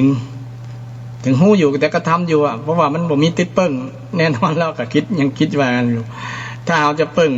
คือพ้นทุกข์จริงๆต้องเปิ้งธรรมะเปิ้งพระพุทธเปิ้งพระธรรมพระสงฆ์เนี่ยถึงจะพ้นนะญาติโยมเนี่ยพ้นจากปัญหาเช่นบางคนว่าถ้าอยากจะมีตังค์มีเงินมีเนี่ยจะได้ก็ทำตามคำสอนที่พระเจ้าได้สอนอย่างอาตมาได้นำคำสอนที่พระเจ้าได้สอนเกี่ยวกับเรื่องใครอยากจะรวยนะก็เอาคำสอนที่พระเจ้าได้สอนว่าวิธีจะรวยเนี่ยจะได้พ่องมีการหมั่นการรักษาการเลือกคบคนดีเว้นจากการคบคนชั่วแล้วก็ปฏิบัติสม่ำเสมอนี่ก็เป็นสิ่งที่เป็นคำสอนที่พระเจ้าสามารถสอนให้คนมีฐานะมั่นคงร่ำรวยได้แต่คนส่วนหนึ่งใจร้อนไงอยากจะรวยวันเนี้ยรวยวันนั้นรวยเดี๋ยวนี้นะมันก็เป็นการผิดธรรมชาติผิดธรรมชาติคืออยากจะรวยทางรัฐนี่เนาะรวยทางรัฐเรื่องรวยทางรัฐนี่รัฐบาลได้เงินนักเลยญาติโยมนะเปิ้นมีสถิติว่าช่วง10 ปีที่ผ่านมานี่เงินเข้ารัฐบาลเงินเข้ารัฐเงินส่วนเนี่ยนะ เป็น670,000 กว่าล้านเนี่ย600,000ที่คนซื้อหวยนะหวยเดี๋ยวนี้เพิ่นผลิตหวยออกมาเนาะแปลงหวยออกมาขายเนี่ย90 กว่าล้านฉบับเกือบ100 ล้านล่ะวันหน้าก็จะถึง100 ล้านนะไอ้คนที่มีส่วนถูกก็คือมี97 คนนั่นถูกรางวัลที่1นะคือถ้าสมมุติว่าซื้อคนละใบนั่นนะมันจะมีถูกอยู่79 ใบเนี่ย97 ใบเนี่ยนอกนั้นก็เป็นรางวัลที่2ก็79 ใบเช่นเดียวกันรางวัลข้างเคียงก็มี2 รางวัลเนี่ยก็เป็น100 กว่าใบนะสรุปแล้วอันที่เงินเสียกับเสี่ยงกับซื้อหวยเนี่ยนะซื้อหวยรัฐบาลนะบ่นับหวยใต้ดินนะหวยใต้ดินอาจจะนักกว่านั้นก็ได้เนาะหวยรัฐบาลใบละ80เนี่ยแต่มาจากรัฐก็ประมาณสัก70 บาทนะประมาณนั้นนะคือสรุปแล้วก็ในช่วง10 ปีเนี่ย670,000 กว่าล้านที่นี่จ่ายกล้าอันรางวัลไป400,000 กว่าล้านก็เหลือ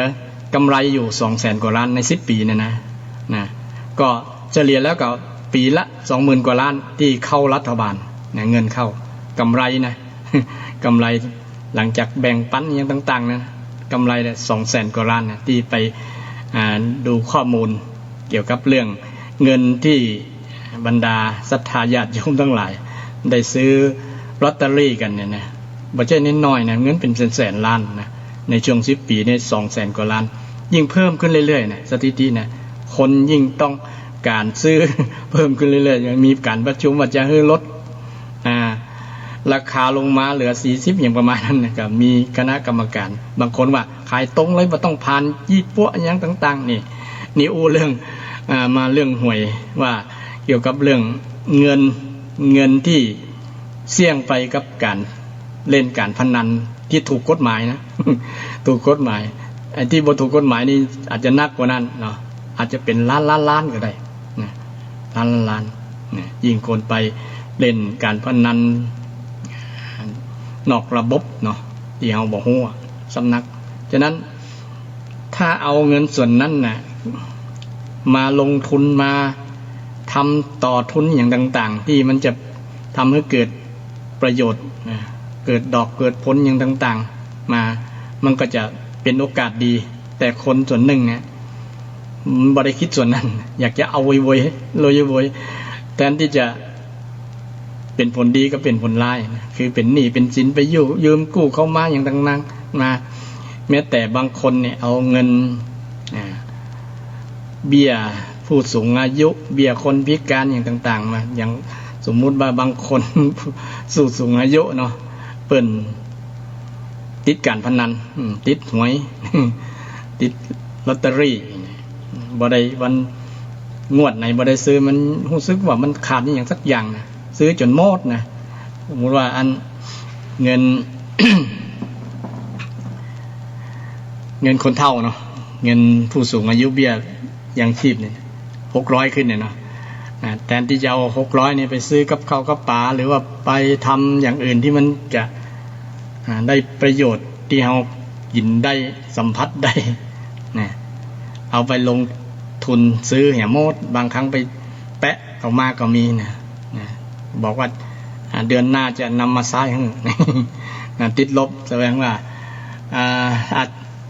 ชีวิตเนี่ยติดลบแล้วนะเป็นหนี้เป็นสินเนี่ยถึงวันนี้คนส่วนนักก็ติดลบกันแม้แต่ภาพก็ยังอยู่ในนั้นตัวอย่างรัฐบาลไปกู้หนี้ยืมสินมาเนี่ยนะก็เป็นหนี้โดยส่วนรวมโดยที่บ่ได้ตั้งใจ เป็นหนี้โดยที่รัฐบาลก่อคือนี่แสดงเดี๋ยวนี้เป็น ชีวิตที่ติดลบ ติดลบกันหมดเนี่ยก็อยากจะกระตุ้นเรื่องเกี่ยวกับการที่จะต้องเปิ้งลำแข้งตัวเฮาเนี่ยอย่าเปิ้งความหมั่นความขยันเนี่ยมันแน่นอนนะถ้าเหงื่อบ่ออกนี่ถึงบ่ได้สตังค์นะคนที่ได้เนี่ยมันมีเปอร์เซ็นต์น้อยนะบ่เกิน 5% ละนะแต่กี้ว่าคนที่ถูกหวยรางวัลที่1คือ 1% นะ 100 คนมี1 คนในบรรดานั้นฉะนั้น ก็อยากจะให้ศรัทธาญาติโยมเนี่ยหันมาพิจารณาว่าเขาจะเปิ่งในสิ่งที่ถูกต้องนะถ้าอูแบบนี้เดี๋ยวงวดหน้าศรัทธาญาติโยมบ่ซื้อหวยก็ซ้ำดีญาติโยม เพราะว่าหวยนี้เป็นสิ่งที่ทำให้การพนันนะทุกอย่างนะไม่ใช่แค่หวยนะทำให้ชีวิตเราหายนะมันเป็นผีตัวหนึ่งที่สิงแล้วมันออกยากออกจากจิตจากใจมันยากนะเป็นว่าผีการพนันเนี่ยนะถ้าได้สิงจิตสิงใจนะมันน่ากลัวกว่าผีที่มาหลอกมาหลอนอย่างอื่นเนาะครอบครัวล้มละลายก็เพราะว่าคนที่ติดการพนันเนี่ยบ่ใจน้อยลองดูสถิติญาติโยมนะครอบครัวล้มละลายหย่าร้างกันนะอย่างกรณีดาราที่ดังๆนะแต่งงานกับบ่ได้นะภรรยาไปติดการพนันนะติดการพนันก็ได้เยอะหย่าร้างกันนะครอบครัวก็ขาดความอบอุ่นลูกก็ บอกมูไปจะบ่ได้หันหน้าพ่อหันหน้าแม่นะหัน ฉะนั้นก็เป็นสิ่งที่เอาควรนำมาพิจารณานะมาคิดให้ดีว่าเราจะเปิ่งสิ่งเหล่านี้มันเป็นโทษนะโดยส่วนนักส่วนหลายนะเพราะว่าในทางพุทธศาสนาเป็นมองว่าเป็นอบายมุขอปายะแปลว่าหนทางเสื่อมปากทางความเสื่อมมุขแปลว่าปากทางความเสื่อมไปที่ไปเปิ่งเอาเนี่ยมันจะเสื่อมเอามันเปิ่งได้เปอร์เซ็นต์น้อยๆนะญาติโยมมี100%นะมี100%เฮาแบบนี้เฮาก็ควรนะปลีกตัวออกห่างซะนะเฮามาเปิ่งลำแข้งตัวเฮามาเปิ่งธรรมะนะเอาธรรมะของพระสัมมาสัมพุทธเจ้ามาใจนะมันทำงานการทำงานมันประกอบสัมมาอาชีพเนี่ยมันก็ตึงมีเงินใจญาติโยมนะถ้าบอกขี้ค้านตึงวันนี้คนส่วนมากมันขี้ค้านไง มันบ่อยากทำอย่างต่อไปก็จะมีเครื่องอำนวยความสะดวกต่างๆนะเข้ากินข้าวนี่ก็บ่ต้องไปยกมือกำจ้อนกำอย่างแล้วนะมันก็จะเข้ามาในปากคนเดียวเอาอ้าปากอย่างเดียวนะประมาณนั้นคนเราต้องการความสบายเกินไปนะมันเลยจะสร้างความขี้ค้านในตัวเก่าขี้ค้านในตัวเก่าทำให้มันเกิดนิสัยเสีย นิสัยเสียความค้านในบดีญาติโยมนะความค้านในบดีสักอย่างนะเอาไปมาบ่ทำอย่างสักอย่างมันก็เป็นอัมพาตคนเนาะนะ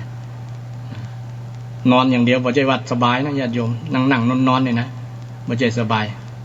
บ่ใจเรื่องดีบ่ใจวัดบ่ใจเรื่องดีนะไปมาเป็นเจ็บเป็นไข้ได้ง่ายนะสบายเกินไปบ่ได้ออกกำลังกายบ่ได้ทำงานทำการทำงานเนี่ยมันเป็นผลเสียต่อสุขภาพนะอย่างบ่ใจของดีนะอาตมาเนี่ยอยู่วัดเนี่ยต้องออกกำลังกายบ่อยๆมันจะผลเสียต่อสุขภาพมันจะเกิดขึ้นเพราะว่าเฮาฉันเข้าฉันน้ำไปแล้วนะที่อยู่ในท้องเฮามันก็ต้องผลิตพลังงานต่างๆนะถ้าพลังงานมันเหลือมันก็จะต้องซักสมอยู่หั่นเนาะ เนี่ยอย่างต่างๆที่มันเป็นใจบ่เสี่ยงบ่หมดกินไปแล้วประมาณนั้นมันก็เป็นผลเสียต่อร่างกายต่อสุขภาพนี่อันนี้เอาต้องไปออกกำลังกายนะญาติโยมก็ไปทำการทำงานเนี่ยบางคนคิดว่าการทำงานเป็นตุ๊กเป็นยังต่างๆมันความเห็นความคิดแบบนั้นก็เลยทำให้คนขี้ค้านไงถ้ามองว่าการทำงานเนี่ยเป็นเรื่องการออกกำลังกายได้สุขภาพแข็งแรงเนี่ยมันจะเปลี่ยนทัศนะเปลี่ยนความเห็นของเราแล้วก็จะทำให้เราหมั่นขึ้นนะแต่คนส่วนนักก็กว่าความลำบากไงเขาบอกถึงทำงานจนว่าลำบากพักโหมได้ว่าจนร่างกายสุดโทรมมันบ่ใจแต่ว่าทำตามที่กำลังเราจะทำตามปกติของเราแล้วแหละเราบ่ใจอยู่บ่ได้นะแต่อยู่บ่ได้นี่บ่ดีต่อสุขภาพอย่างที่ว่าเนี่ยอันนี้เรื่องการเปิ่งธรรมะนะเปิ่งธรรมเปิ่งพระพุทธพระธรรมพระสงฆ์นำมาเล่าให้ศรัทธาญาติโยมฟังทีนี้มาว่าเรื่องพระสงฆ์เนี่ยญาติโยมพระสงฆ์ที่ว่ามีระดับ4ระดับเนี่ยพระสงฆ์เนี่ยมี4ระดับนะคือพระโสดาบันสกทาคามีอนาคามีและพระอรหันต์4จำพวกเนี่ย เราจะสังเกตได้ที่อาตมาได้ศึกษามาว่าแม้แ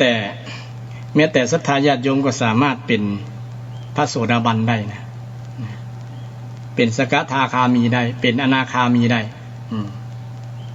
ในคาบของฆราวาสญาติโยมอยู่ครองเรือนเป็นญาติศรัทธาญาติโยมนี่แหละบ่ต้องบวชบ่ต้องเอา ผ้าเหลืองมาคล้องกายบ่ต้องโกนผมก็สามารถเป็นพระสงฆ์ได้นะโดยภาค ประพฤติปฏิบัติเนี่ยสามารถบรรลุได้นะคุณสมบัติของพระโสดาบันเนี่ยอยู่ในพระไตรปิฎกของเพิ่นว่าภัยที่เป็นโสดาบันเนี่ยมีลักษณะ4อย่างญาติโยมมีคุณธรรม4อย่างนี้เป็นได้เลยญาติโยมฟังเลยว่าลองพิจารณาว่าภัยที่เป็นได้พ่องนะเป็นฆราวาสคนที่เป็นฆราวาสถามว่าโสดาบันแล้วเป็นแล้วดีจะได้ก็ดีกับเพิ่นพ้นจากทุกข์ได้นะเพิ่นบ่มีความทุกข์นะเพิ่นสามารถทำจิตทำใจได้บริหารจิตบริหารใจได้มีความสุขกับครอบครัวได้นะพระโสดาบันนะโสดาบันนะภัยมีจิตเป็นโสดาบันนะพัฒนาจิตใจถึงระดับเป็นโสดาบันเนี่ยจะมีความสุขในครอบครัวอย่างนางวิสาขาเนี่ยโยมก็เป็นโสดาบันนะทีนี้โสดาบันนี่มีคุณสมบัติ4ประการแรกนึงมีความมีจิตใจตั้งมั่นมีจิตใจเลื่อมใสมั่นคงบ่หวั่นไหวในพระพุทธนี่บ่หวั่นไหวในพุทธเดี๋ยวนี้ถามว่าเฮาหวั่นไหวในพระพุทธหรือเฮาเชื่อพระพุทธเจ้าก็พุทธเจ้าสอนอย่างเฮาเชื่อก็บางคนก็เชื่ออยู่เนาะแต่ไปไหวอย่างอื่นเนาะไปไหวสิ่งที่มันบ่ใช่สัญลักษณ์ของพระพุทธเจ้านะยกมือไหวเทพอันนั้นเทพอันนี้นะยกมือเทพทั้งหลายเนี่ยเป็นลูกศิษย์ของพระพุทธเจ้าญาติโยมอูศรัทธาญาติโยมฟังเนี่ยนี่แสดงว่าเฮาหวั่นไหวเฮาบ่มั่นคงในพระพุทธเจ้าหรอกเฮาบ่เชื่อนะเฮาเชื่อก็นึกถึงคุณของพระองค์เนี่ยพระองค์เนี่ยมีความดีจะได้เนี่ย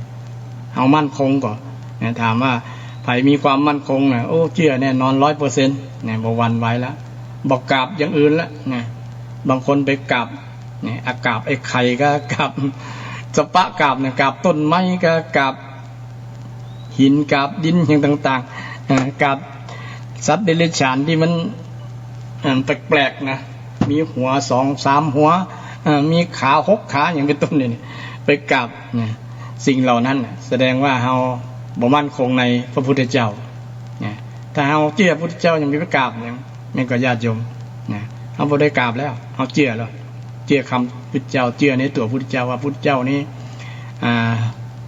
เป็นผู้ที่พ้นจากทุกข์จริงๆถ้าเฮาอยากพ้นทุกข์ก็ต้องเชื่อพุทธเจ้า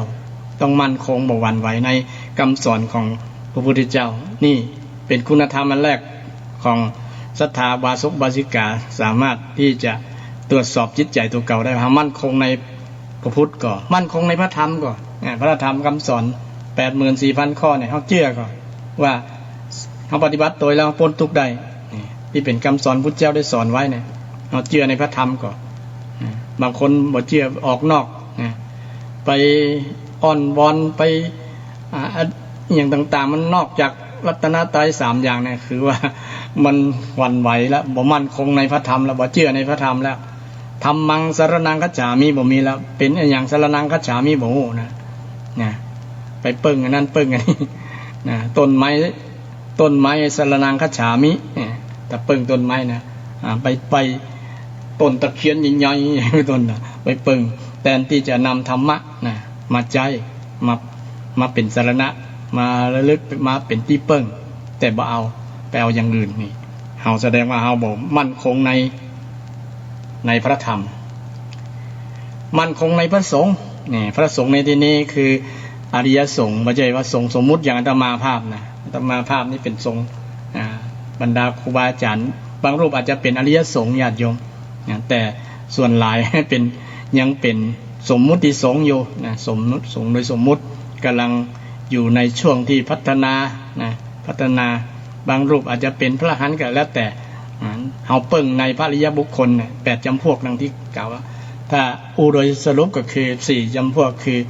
มีโสดาบันเฮาสามารถเปิ้งได้เปิ้งโดยต่างจิตต่างใจนึกถึงโอ้ท่านเหล่านั้นมีคุณงามความดีท่านเหล่านั้นพ้นจากทุกข์นี่ บางคน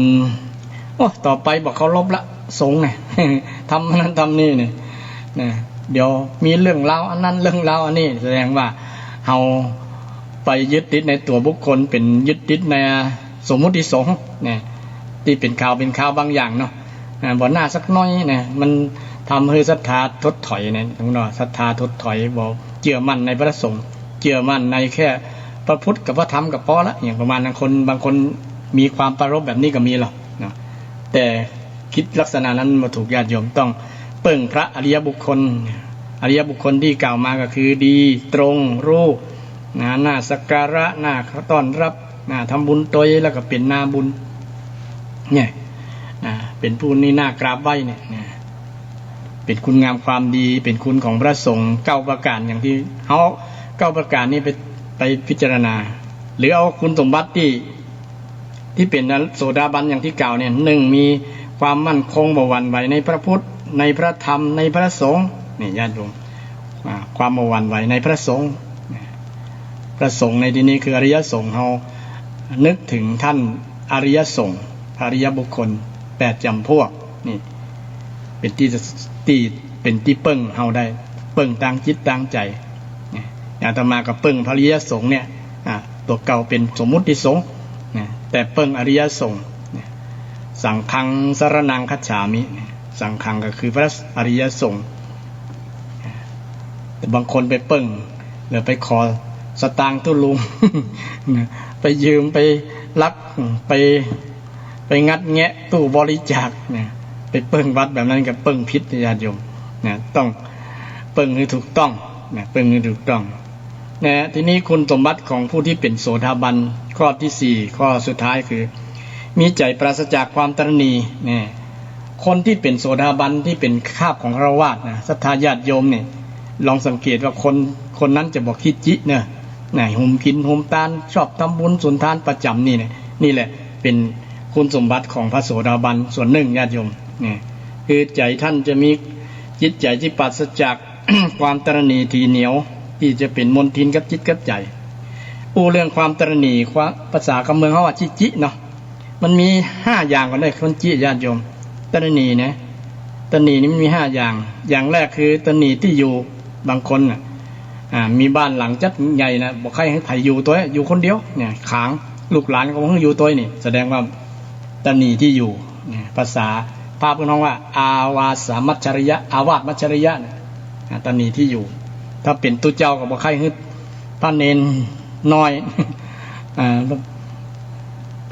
ตุเจ้าพระเนนหนุ่มน้อยทั้งหลายบอกให้อยู่ตัวอยู่ตนเดียวประมาณนั้นตระหนี่ที่อยู่บอกให้อยู่วัดตัวประมาณนั้น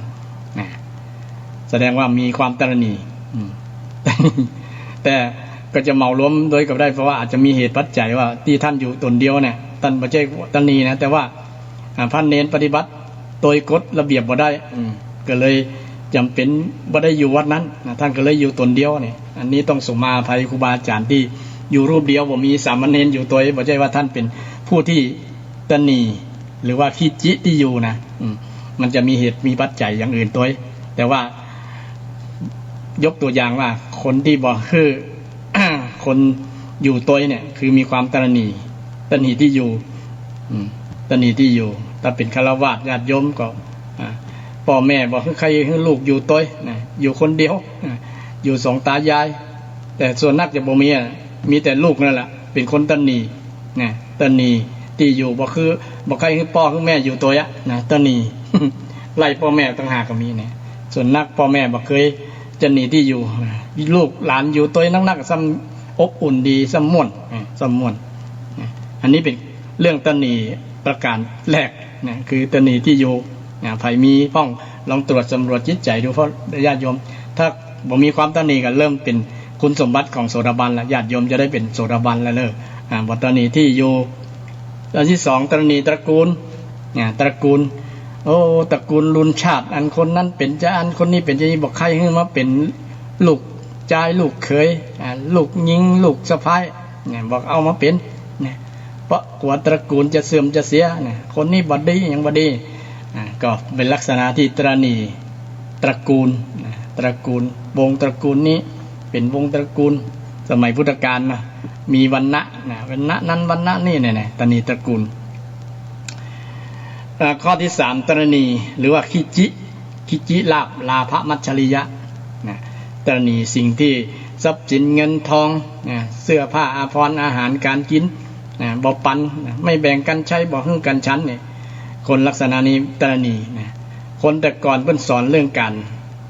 บ่ฮึ่งคนตรณีนะมีหยังก็ช่วยแบ่งปันกันนะมีบุคคลบางคนนะชอบฮือมีขนมก็แบ่งกันฮือนะแบ่งเป็นส่วนแม้แต่ได้อันเดียวมาก็แบ่งเป็นส่วนเนี่ยมีศรัทธาญาติโยมบางผู้บางท่านนะแบ่งลูกหลานนะไข่แกนเดียวเนี่ยหั่นเป็นลูกหลานมีกี่คนก็หั่นได้เป็นด้านนะไข่แกนเดียวนะเพื่อบ่ฮือตนีนะแบ่งให้มันท้วนบ่ใช่รักคนนี้เกลียดคนนี้จะบ่ฮือจะนำสู่การตรณีบ่อยากจะฮือจิเนี่ยจิคนที่ยิงฮือยิงใดยิงฮือยิงใดพระโสดาบันก็เป็นคนที่ชอบฮือนะได้อย่างมาก็ฮือโมดนะอย่างนางวิสาขาเนาะนะสละ ไปลืมมันอย่างก็ไปลืมเครื่องประดับเนี่ยชื่อว่ามหาลดานะโอ้เป็นคิดเป็นจำนวนเงินมหาศาลเลยนะที่ พระอานนท์เก็บไว้ฮือนะพอทราบว่าพระอานนท์เก็บไว้ให้แล้วก็บอกเอาปิกละเอาถวายเป็นสมบัติสาธารณประโยชน์เป็นสมบัติของวัดนะส่วนนั้นจะพระสงฆ์จะเอาไว้บริหารอย่างก็ตามสบายเลยนี่จิตใจในการที่บริจาคจาคะเพื่อนว่ามีจิตใจจาคะอันปล่อยแล้วมีฝ่ามืออันชุ่มด้วยความงามความดีจุ่มเย็นจิตใจจุ่มเย็นนี่คนที่บ่มีความตนีเป็นลักษณะนั้นยินดีในการสละไผมาฮือไผมาขอก็ยินดีฮือนี่ฮือตามที่ฮือได้เนี่ยบ่ใช่ว่าฮือจนหมดจนเสี่ยงแต่พระโสดาบันนี่ฮือจนหมดจนเสี่ยงในอย่างพระอย่าง อย่างอนาถบิณฑิกะเนี่ยนะฮือจนตัวเก่าหมดนะก็ยังบ่เสียดาย ตัวเก่าหมดตัวก็ยังบ่เสียดายเพราะว่ามีจิตจะฮือบ่ตนีในสิ่งที่ตัวเก่ามีในทรัพย์สินเงินทองบ่ยึดติดอันนี้เป็นคุณสมบัติของศรัทธาญาติโยมที่เป็นชาวบ้านสามารถเป็นพระโสดาบันได้นี่เรื่องตรณีนะตรณีมี5ประการประการที่4คือตรณีความดีเนี่ยบางคนหันความดีคนทำดีกว่าก็เดือดร้อนอิจฉาตาร้อนว่าอันนี้มันดีกว่าเฮาอย่างว่านั้นนี่ลักษณะนี้ลองถามใจตัวเฮาว่ามันมีกับความรู้สึกแบบนี้ หันเปิ้นดีกว่าหันเปิ้นกว่าเปิ้นได้หน้ากว่าอย่างประมาณนั้นน่ะแต่ที่จะอนุโมทนาเนาะโอ้เปิ้นทำดีเนาะน่ายินดีตัวเฮาจะทำตัวทำเหมือนเขานี่แต่บ่ฮั่นน่ะกว่าเปิ้นจะดีกว่านี่เปิ้นว่าคนแบบนี้มีลักษณะตรณีความดี แม้แต่ความดีก็บ่ปั่นกันเนาะแทนที่จะคนนี้ดีว่าคนนี้ดีก็บ่ยกย่อสรรเสริญก็บ่ยกยอนะหรือบ่สิ่งที่ดีคนดีเนี่ยบ่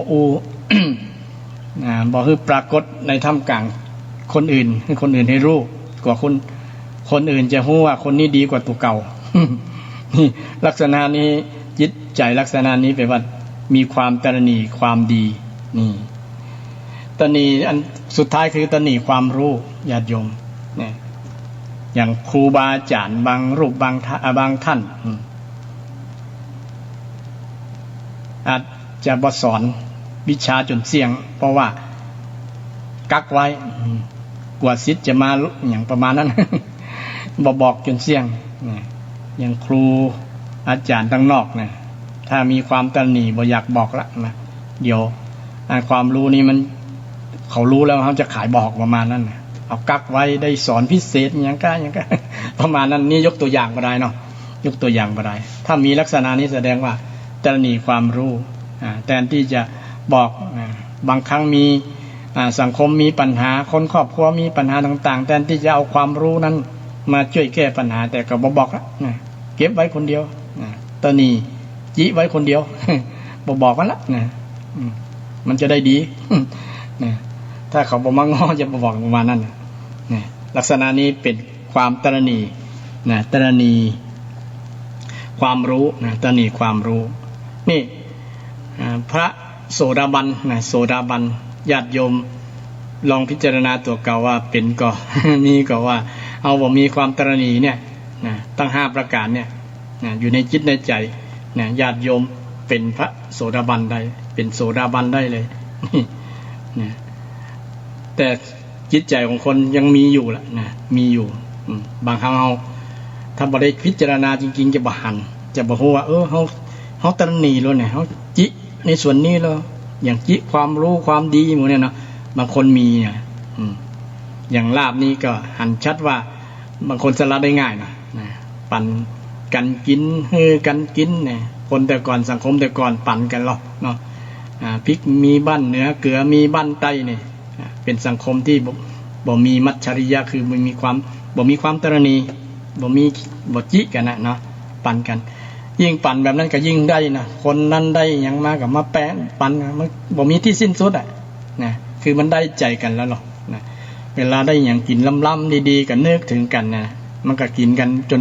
ตายจากกันหมดแล้วนะมันบ่เสี่ยงนะแต่ตรงกันข้ามคนที่จี้เนี่ยนะยิ่งบ่ยิ่งงดนะคนก็บ่จะไปสคบค้าสมาคมละเพราะว่าไอ้คนนี้คิดจินะปึ่งบ่ได้ยังบ่ได้ประมาณนั้นเนี่ยก็เลยทำให้ ยิ่งว่ายิ่งให้ก็ยิ่งได้ยิ่งหวงก็ยิ่งหายเนี่ยยิ่งให้ยิ่งได้ยิ่งหวงยิ่งหายจิตใจของโสดาบันเป็นจะอันแล้วก็มั่นคงที่มั่นคงในพระธรรมส่วนหนึ่งก็คือมั่นคงในศีลธรรมคำสอนของพระเจ้าเนี่ยญาติโยมมีศีล5เนี่ยนี่เป็นผู้ที่มีจิตเลื่อมใสมั่นคงไม่หวั่นไหวในพระรัตนตรัยเนี่ย3ประการ3ข้อแล้วข้อที่4ก็คือใจปราศจากความตรณีเนี่ยแล้วก็มีจิตใจปราศอันจาคะอันปล่อยแล้วนะจาคะอันปล่อยแล้วซึ่งในหลักการพิจารณาว่าไผเป็นพระโสดาบันตามหลักสังโยชน์สังโยชน์แปลว่ากิเลสที่มันประกอบให้สัตว์ทั้งหลายตกอยู่ในนั้นนะมันทำให้คนนั้นบอกพ้นจาก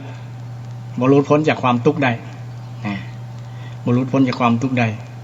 มี10ประการในสังโยชน์10ประการนี่แยกแยะได้พระโสดาบันนะละสังโยชน์ได้แต่ใดพระสกทาคามีละสังโยชน์ได้แต่ใดพระอนาคามีละสังโยชน์ได้แต่ใดและพระอรหันต์ได้ละสังโยชน์ได้แต่ใดนะอยู่ในสังโยชน์10ประการญาติโยมคงจะเหมือนจะได้ยินเตือนนะว่าสังโยชน์ก็คือกิเลสที่มันประกอบจิตใจของหมู่สัตว์ทั้งหลายคืออยู่ในจิตในใจประการแรกสักกายทิฏฐิความเห็นที่ว่าเป็นตัวเป็นตนเนี่ยญาติโยมความเห็นว่าเป็นตัวเป็นตนเนี่ยหรือความเห็นผิดเป็นสิ่งแรกที่ต้องเป็นด่านแรกที่พระอริยบุคคลต้องกระจัดให้หมดนะต้องทำความเห็นนี้แจ้ง ต้องทำความเห็นนี้แจ้งว่ามันบ่ใช่ตัวใช่ตนในขันธ์5นะขันธ์5คือรูปเวทนาสัญญาสังขารภาษาชาวบ้านก็คือกายกับใจเนี่ยไม่ใช่ตัวใช่ตนนะมันเป็นเพียงธาตุนะเป็นเพียงธาตุเพียงธรรมชาตินะธาตุธรรมชาติเป็นเพียงธาตุที่ประชุมกันเกิดขึ้นนะธาตุ4กับ5ที่เราเคยได้ยินถ้าใครคิดว่ามันเป็นตัวเป็นตนเนี่ยเป็นความเห็นที่ผิดพระเจ้าได้สอนไว้นั้นนะบางคนก็เอาถึงวันนี้ก็อู้กันว่าตัวตนแล้วมันตัวแล้วไอ้ตัวตนนี่จะทำให้เอาเข้าใจผิดไปไงนะก็คือใจคำว่าตัวตนนี่คือเป็นการสมมุติเฉยๆนะบัญญัติขึ้นมานะแต่ตัวตนจริงๆเนี่ยนะตัวตนจริงๆมันไม่มีแต่ตัวตนที่อยู่ชั่วคราวนะตัวตนที่อยู่ชั่วคราวคือพระโสดาบันนี้โสตะปันตะปันนะเนี่ยแปลว่าถึงแห่งการฟังถึงกระแสเนี่ยถึงกระแส กระแสแห่งนิพพานก็คือบุคคลที่จะเป็นโสดาบันต้องแทงตลอดเรื่องการเห็นนี้นะเห็นว่าบ่ใช่ตัวใช่ตนนะเป็นเพียงขันธ์ห้ารูปเวทนาสัญญาสังขารรูปกับนามเป็นเพียงรูปกับนามนะที่เราตั้งชื่อกันว่าคนนั้นคนนี้เนี่ยอย่างอาตมาชื่อพระครูสิริเนี่ยนะก็สมมุติตั้งชื่อกันมาได้แต่จริงๆนั่นก็คือรูปกับนามนะรูปกับนามแต่ถ้าบอกตั้งชื่อห้องกันแล้วมันจะจำกันไม่ได้เนาะเพราะว่ามันอันไหนกับรูปกับนามคนนั้นกับรูปกับนามคนนี้รูปกับนามบอกว่าอันไหนน้ำไหนรูปไหนน้ำไหนก็เลยต้องเอื้อประโยชน์ต่อการบัญญัติศัพท์ขึ้นมาเพื่อเรียกให้แยกแยะออกแต่ว่าเพื่อบอกให้ติดความคิดที่ว่าเป็นตัวเป็นตนโดยพิจารณาถึงนั้นไตรลักษณ์เนี่ยมันจะชัดเจนไตรลักษณ์คืออนิจจังทุกขังอนัตตาถ้าเป็นตัวตนเป็นอมตะแน่นอนนิรันดร์บ่เปลี่ยนแปลงเนี่ยอันนี้เป็นตัวตนแท้ๆเลยแต่มันเพราะว่ามันเปลี่ยนแปลงมันทนสภาพเดิมบ่ได้ที่ห้องว่าทุกขังเป็นทุกเนี่ยนะมันบังคับบ่ได้ว่าอย่าเป็นจะอันเนอร์ต้องอยู่อย่างเก่าต้องนมอยู่ตลอดนี่เป็นต้นเนาะอย่าผมงอกเนอะนะอย่าเขี้ยวร้อนเนอะอย่าเขี้ยวเว้าเนอะนะอย่านางเหี่ยวเนอะมันบังคับไอ้ตัวนี่บ่ได้ถ้าบังคับตัวนี้ได้แสดงว่ามันเป็นตัวจริงตีเพราะว่าเป็นตัวชั่วคราวเนี่ยตัวมีตัวชั่วคราวเนี่ยถ้าเห็นลักษณะนี้เห็นอนิจจังทุกขังอนัตตาแล้วเริ่มเป็นพระโสดาบันนะโสดาบันว่าเป็นเรื่องสภาวะเป็นธรรมชาติหันธรรมชาติมันบ่ใช่ตัวเฮาบ่ใช่ตัวเขาตัวเฮาก็บ่ใช่ตัวเฮาก็บ่ใช่เป็นเพียงรูปนามธาตุสี่ขันธ์ห้าพระเจ้าแยกเป็นส่วนว่าส่วนรูปส่วนเวทนาสัญญาสังขารวิญญาณคือเป็นส่วนของจิตใจนี่แยกเป็นสี่ก่อนนะสัญญาเวทนาสัญญาสังขารวิญญาณเวทนาสัญญาสังขารวิญญาณความรู้สึกความรู้จ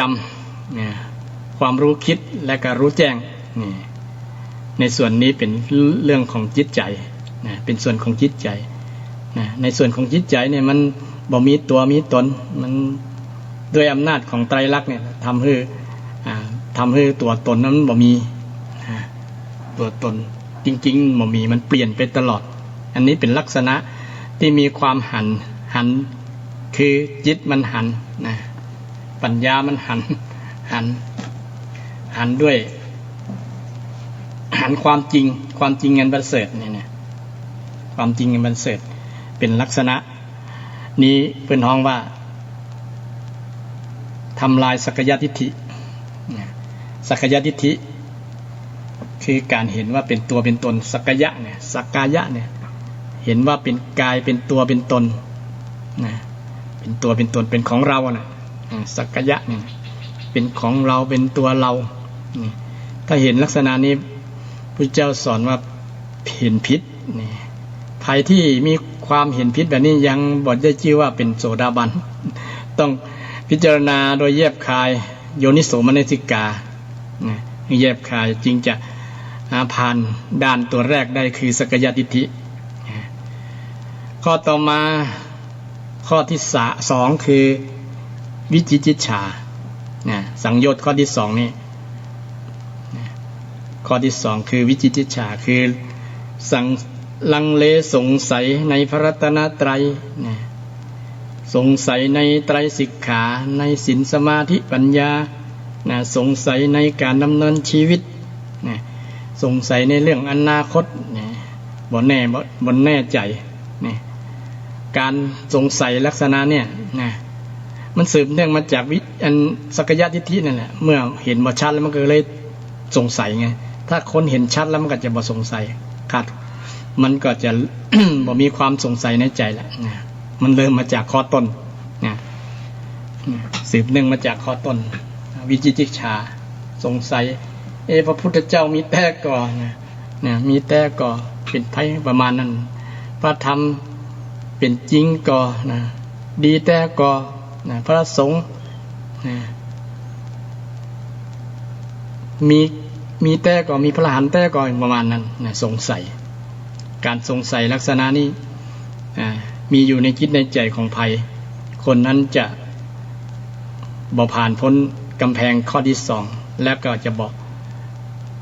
ได้มีคุณสมบัติที่จะเป็นพระอริยบุคคลนะคือมีความสงสัยในพระรัตนตรัยสงสัยใน สิกขาศีลสมาธิปัญญาสงสัยในองค์ธรรมอย่างต่างๆเนี่ยนะก็ยังมีในจิตในใจอยู่เนี่ยก็ยังบ่เป็นโสดาบันเด้อ ยังบ่เป็นอริยบุคคลเด้อเนี่ยศีลปัตตปามาสข้อที่3ญาติโยมเนี่ยญาติโยมคงเคยได้ยินอยู่กันเนาะศีลปัตตปามาสซึ่งแปลว่าการรูปคำศีลพจน์นะศีลในที่นี้คือข้อปฏิบัติบางอย่างนะไม่ใช่ศีลเกี่ยวกับ โดยตรงของพระภิกษุสามเณรนะ นะคือการยึดถือแบบผิดวัตถุประสงค์นะโอ้ยง่ายเนาะวัตถุประสงค์เช่นการปฏิบัติแบบเนี้ยเช่นคนแต่ก่อนนะการปฏิบัติแบบบ่ใส่เสื้อผ้าเลยเนี่ยคนอินเดียแต่ก่อนนะมันมีลัทธินุ่งลมห่มผ้าอย่างเป็นต้นนะถือว่าเป็นข้อปฏิบัติอย่างหนึ่งยึดถือการปฏิบัติแบบนั้นนะการบ่กินข้าวเลยเนี่ยนี่บางคนก็ถือแบบนี้ก็มีมันจะทำให้หลุดพ้นจากความทุกข์ได้อย่างประมาณนั้นนะการยึดถือปฏิบัติแบบเนี้ยมันห้องว่าศีลปัตตปามาสนะหรือว่าบางคนจะรักษาศีลเพื่อจะทำให้เกิดเป็นเทวบุตรเทวดาอย่างประมาณนั้นนะจริงศีลนั้นบ่ได้มีวัตถุประสงค์งั้นแต่ว่าวัตถุประสงค์ของศีลก็คือให้คนบ่เบียดเบียนกันให้คนอยู่ร่มเย็นเป็นสุขนะบ่ให้เกิดการเบียดเบียนกันนี่เป็นถ้าไปยึดถืออย่างอื่นผิดวัตถุประสงค์ผิดเป้าหมายนะผิดจุดหมายเป้าหมายแล้วมันจะทำให้เป็นลักษณะที่ห้องว่าศีลปัตตปรามาสเนี่ยการรูปๆคำๆคือมันอย่างคน อย่างคนตาบอดนะรูปๆคำๆบ่ฮู้แต่เนาะคนเฮาก็ดำเนินชีวิตแบบบ่ฮู้แต่มันสืบเนื่องมาจากของสงสัยนั่นแหละนะสงสัยวิจิกิจฉานะคือบ่ฮู้แต่เลยปฏิบัติผิดนะปฏิบัติตัวเขาไปนะเขาปฏิบัติจะได้ก็ปฏิบัติอันโดยบ่ฮู้ความหมายโดยบ่ฮู้จุดมุ่งหมายอย่างชาวพุทธของเรานะกราบพระเนี่ยต้องกราบเพื่อจะได้ถึงจะถูกต้องจุดเป้าหมายเนี่ยอย่างกราบพระรัตนตรัยนี่กราบแล้วจะได้มาถูกเนี่ยนี่ต้องรู้จุดเป้าหมายของในการกราบตัวถ้าสักว่ากราบบ่ได้มันก็จะเป็นศีลปัตตปามาสการยึดถือข้อปฏิบัติบางอย่างแล้วมันบ่ถูกจุดเป้าหมายเปิ้นเลยฮ้องว่าศีลปัตตปามาสนะศีลคือการประพฤติบางอย่างนะพจน์บางอย่างที่ทำไปแล้วทำให้เกิดผิดจุดวัตถุประสงค์โดยบ่ฮู้โดยบ่ใช้สติปัญญาในการปฏิบัติเปิ้นปฏิบัติจะได้กับปฏิบัติไปโดยบ่ตั้งโจทย์ตั้งคำถามว่าเพื่ออย่างนะมีจุดมุ่งหมายจะได้เพื่อนทำเนี่ย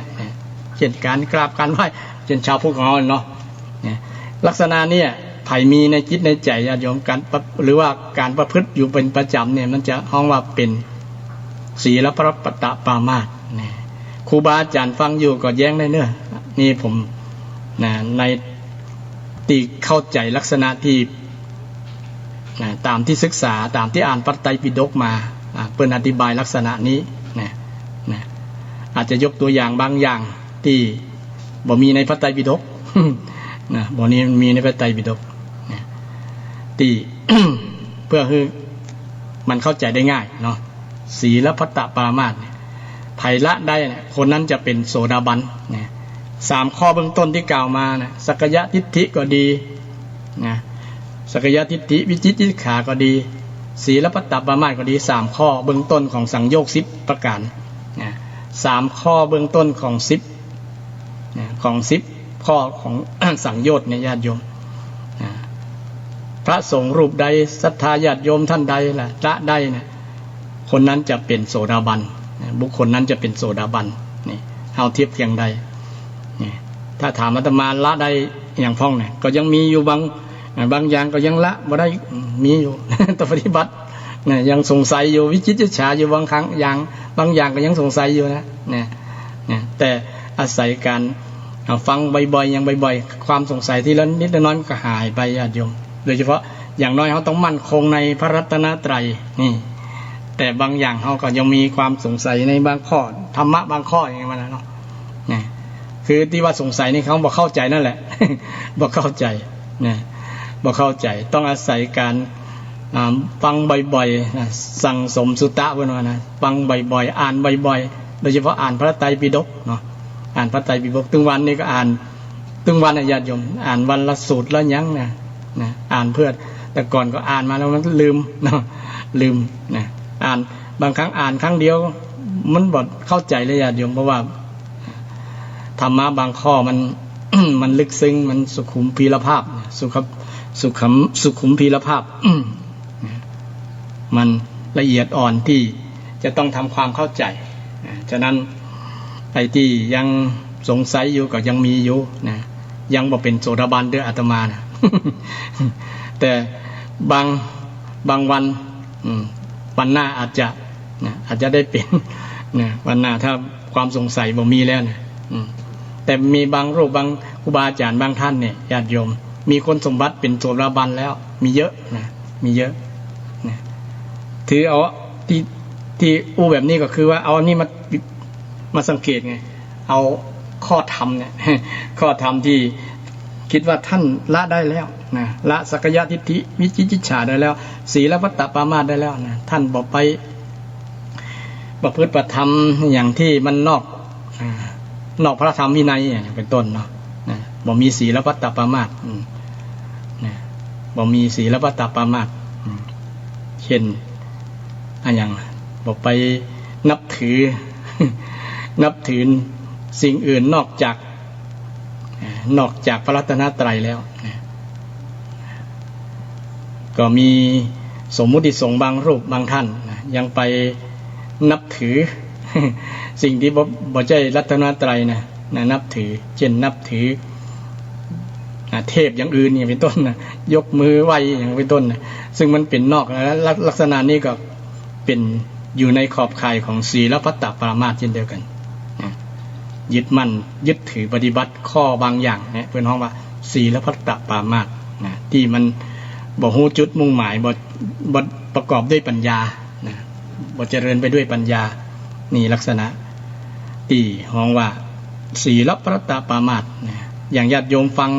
อย่างบ่เคยฟังก็คงจะงงอยู่ว่าเอ๊ะอันอย่างศีลปัตตปรามาสมันคืออย่างนะมันคืออย่างนะคือกิเลสนะคือกิเลสข้อปฏิบัติบางอย่างที่พระโสดาบันเนี่ยละได้นะภายยังละบ่ได้ก็ยังบ่เป็นโสดาบันเด้อนะยังบ่เป็นพระอริยบุคคลเด้อพระอริยบุคคลประเภทแรกจำพวกแรกคือพระโสดาบันเนี่ยยังบ่เป็นเด้อนี่อันนี้3ข้ออยู่ญาติโยมไผละ3ข้อได้เนี่ยพระสงฆ์รูปใดศรัทธาญาติโยมท่านใดเนี่ยละ3ข้อใดคือสักยะทิฏฐินะหันว่ามันบ่ใจตัวบ่ใจตนนะนี่ละได้แล้ว บ่ใจตัวใจตนบ่ใจเราบ่ใจเขานะเป็นสักว่าธาตุนะดินน้ำไฟลมแล้วก็บ่สงสัยลังเลในพระรัตนตรัยแล้วก็บ่ยึดถือปฏิบัติที่ผิดวัตถุจุดมุ่งหมายบ่เข้าใจความมุ่งหมายจริงปฏิบัติโดยความโง่เขลานั่นเองนะโง่เขลาบ่ฮู้ปฏิบัติจะได้กับปฏิบัติตามนั้นนี่ต้องมีเกี่ยวกับเรื่องการใช้พินิจพิจารณาใช้สติปัญญาโยนิโสมนสิการโดยข้อนี้นะจะทำให้ละศีลปัตตปรามาสได้นะข้อที่4นะสังโยชน์ข้อที่4กามราคะนี่กามราคะนี้ โสดาบันยังละบ่ได้เดือนไหนยังแต่ว่าเบาละนะเบานะก็คือยังยินดีในเรื่องเบญจกามคุณได้อยู่ยังมีลูกมีเมียได้อยู่นะถ้าเป็นชาวบ้านนะเป็นชาวบ้านนะ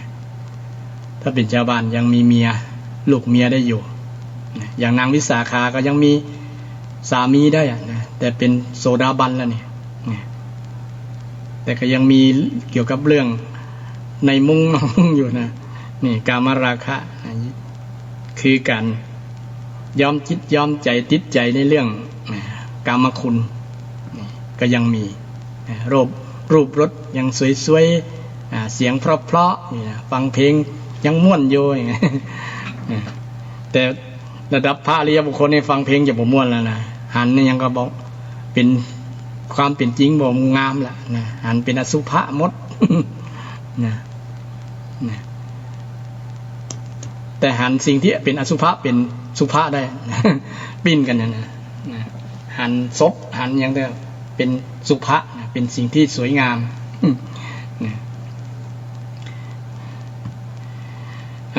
ข้อต่อมาปฏิฆะ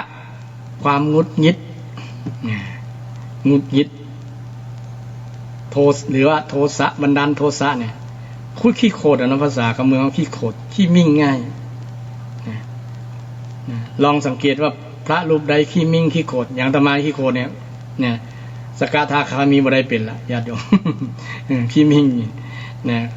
งุดหงิดง่ายเนี่ยบ่ได้เป็นละสกทาคามีเนี่ยสกทาคามีอนาคามีเนี่ยจึงจะ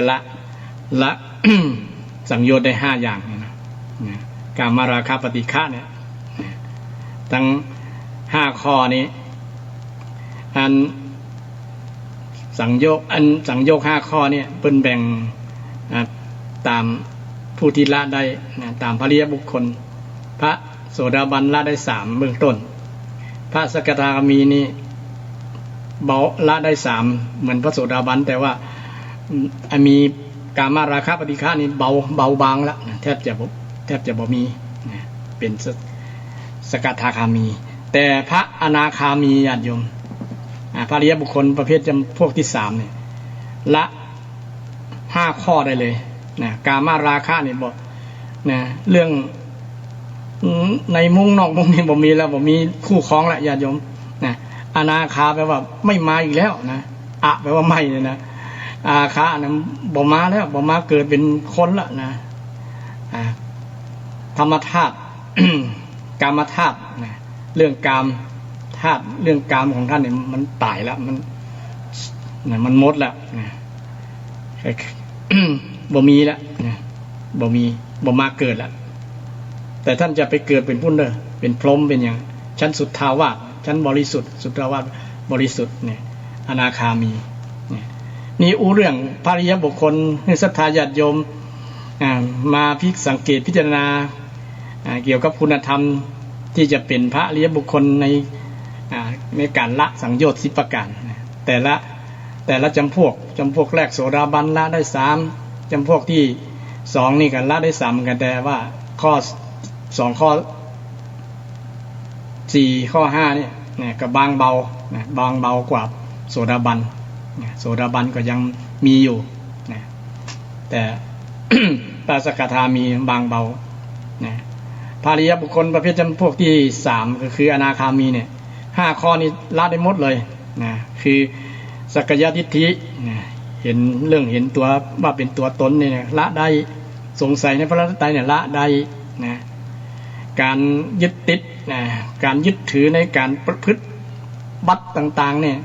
ละได้การยินดีในเรื่องกามคุณเนี่ยละได้การ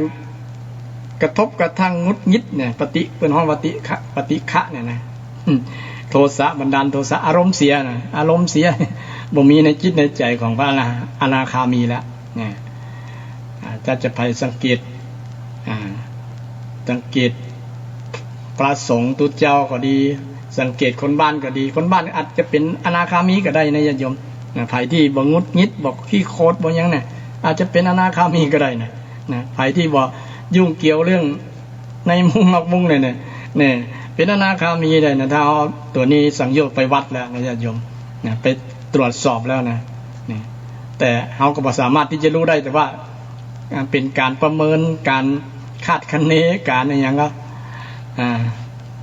จะว่าเดาก็ได้นะ แต่เดาโดยมีหลักการนะเดา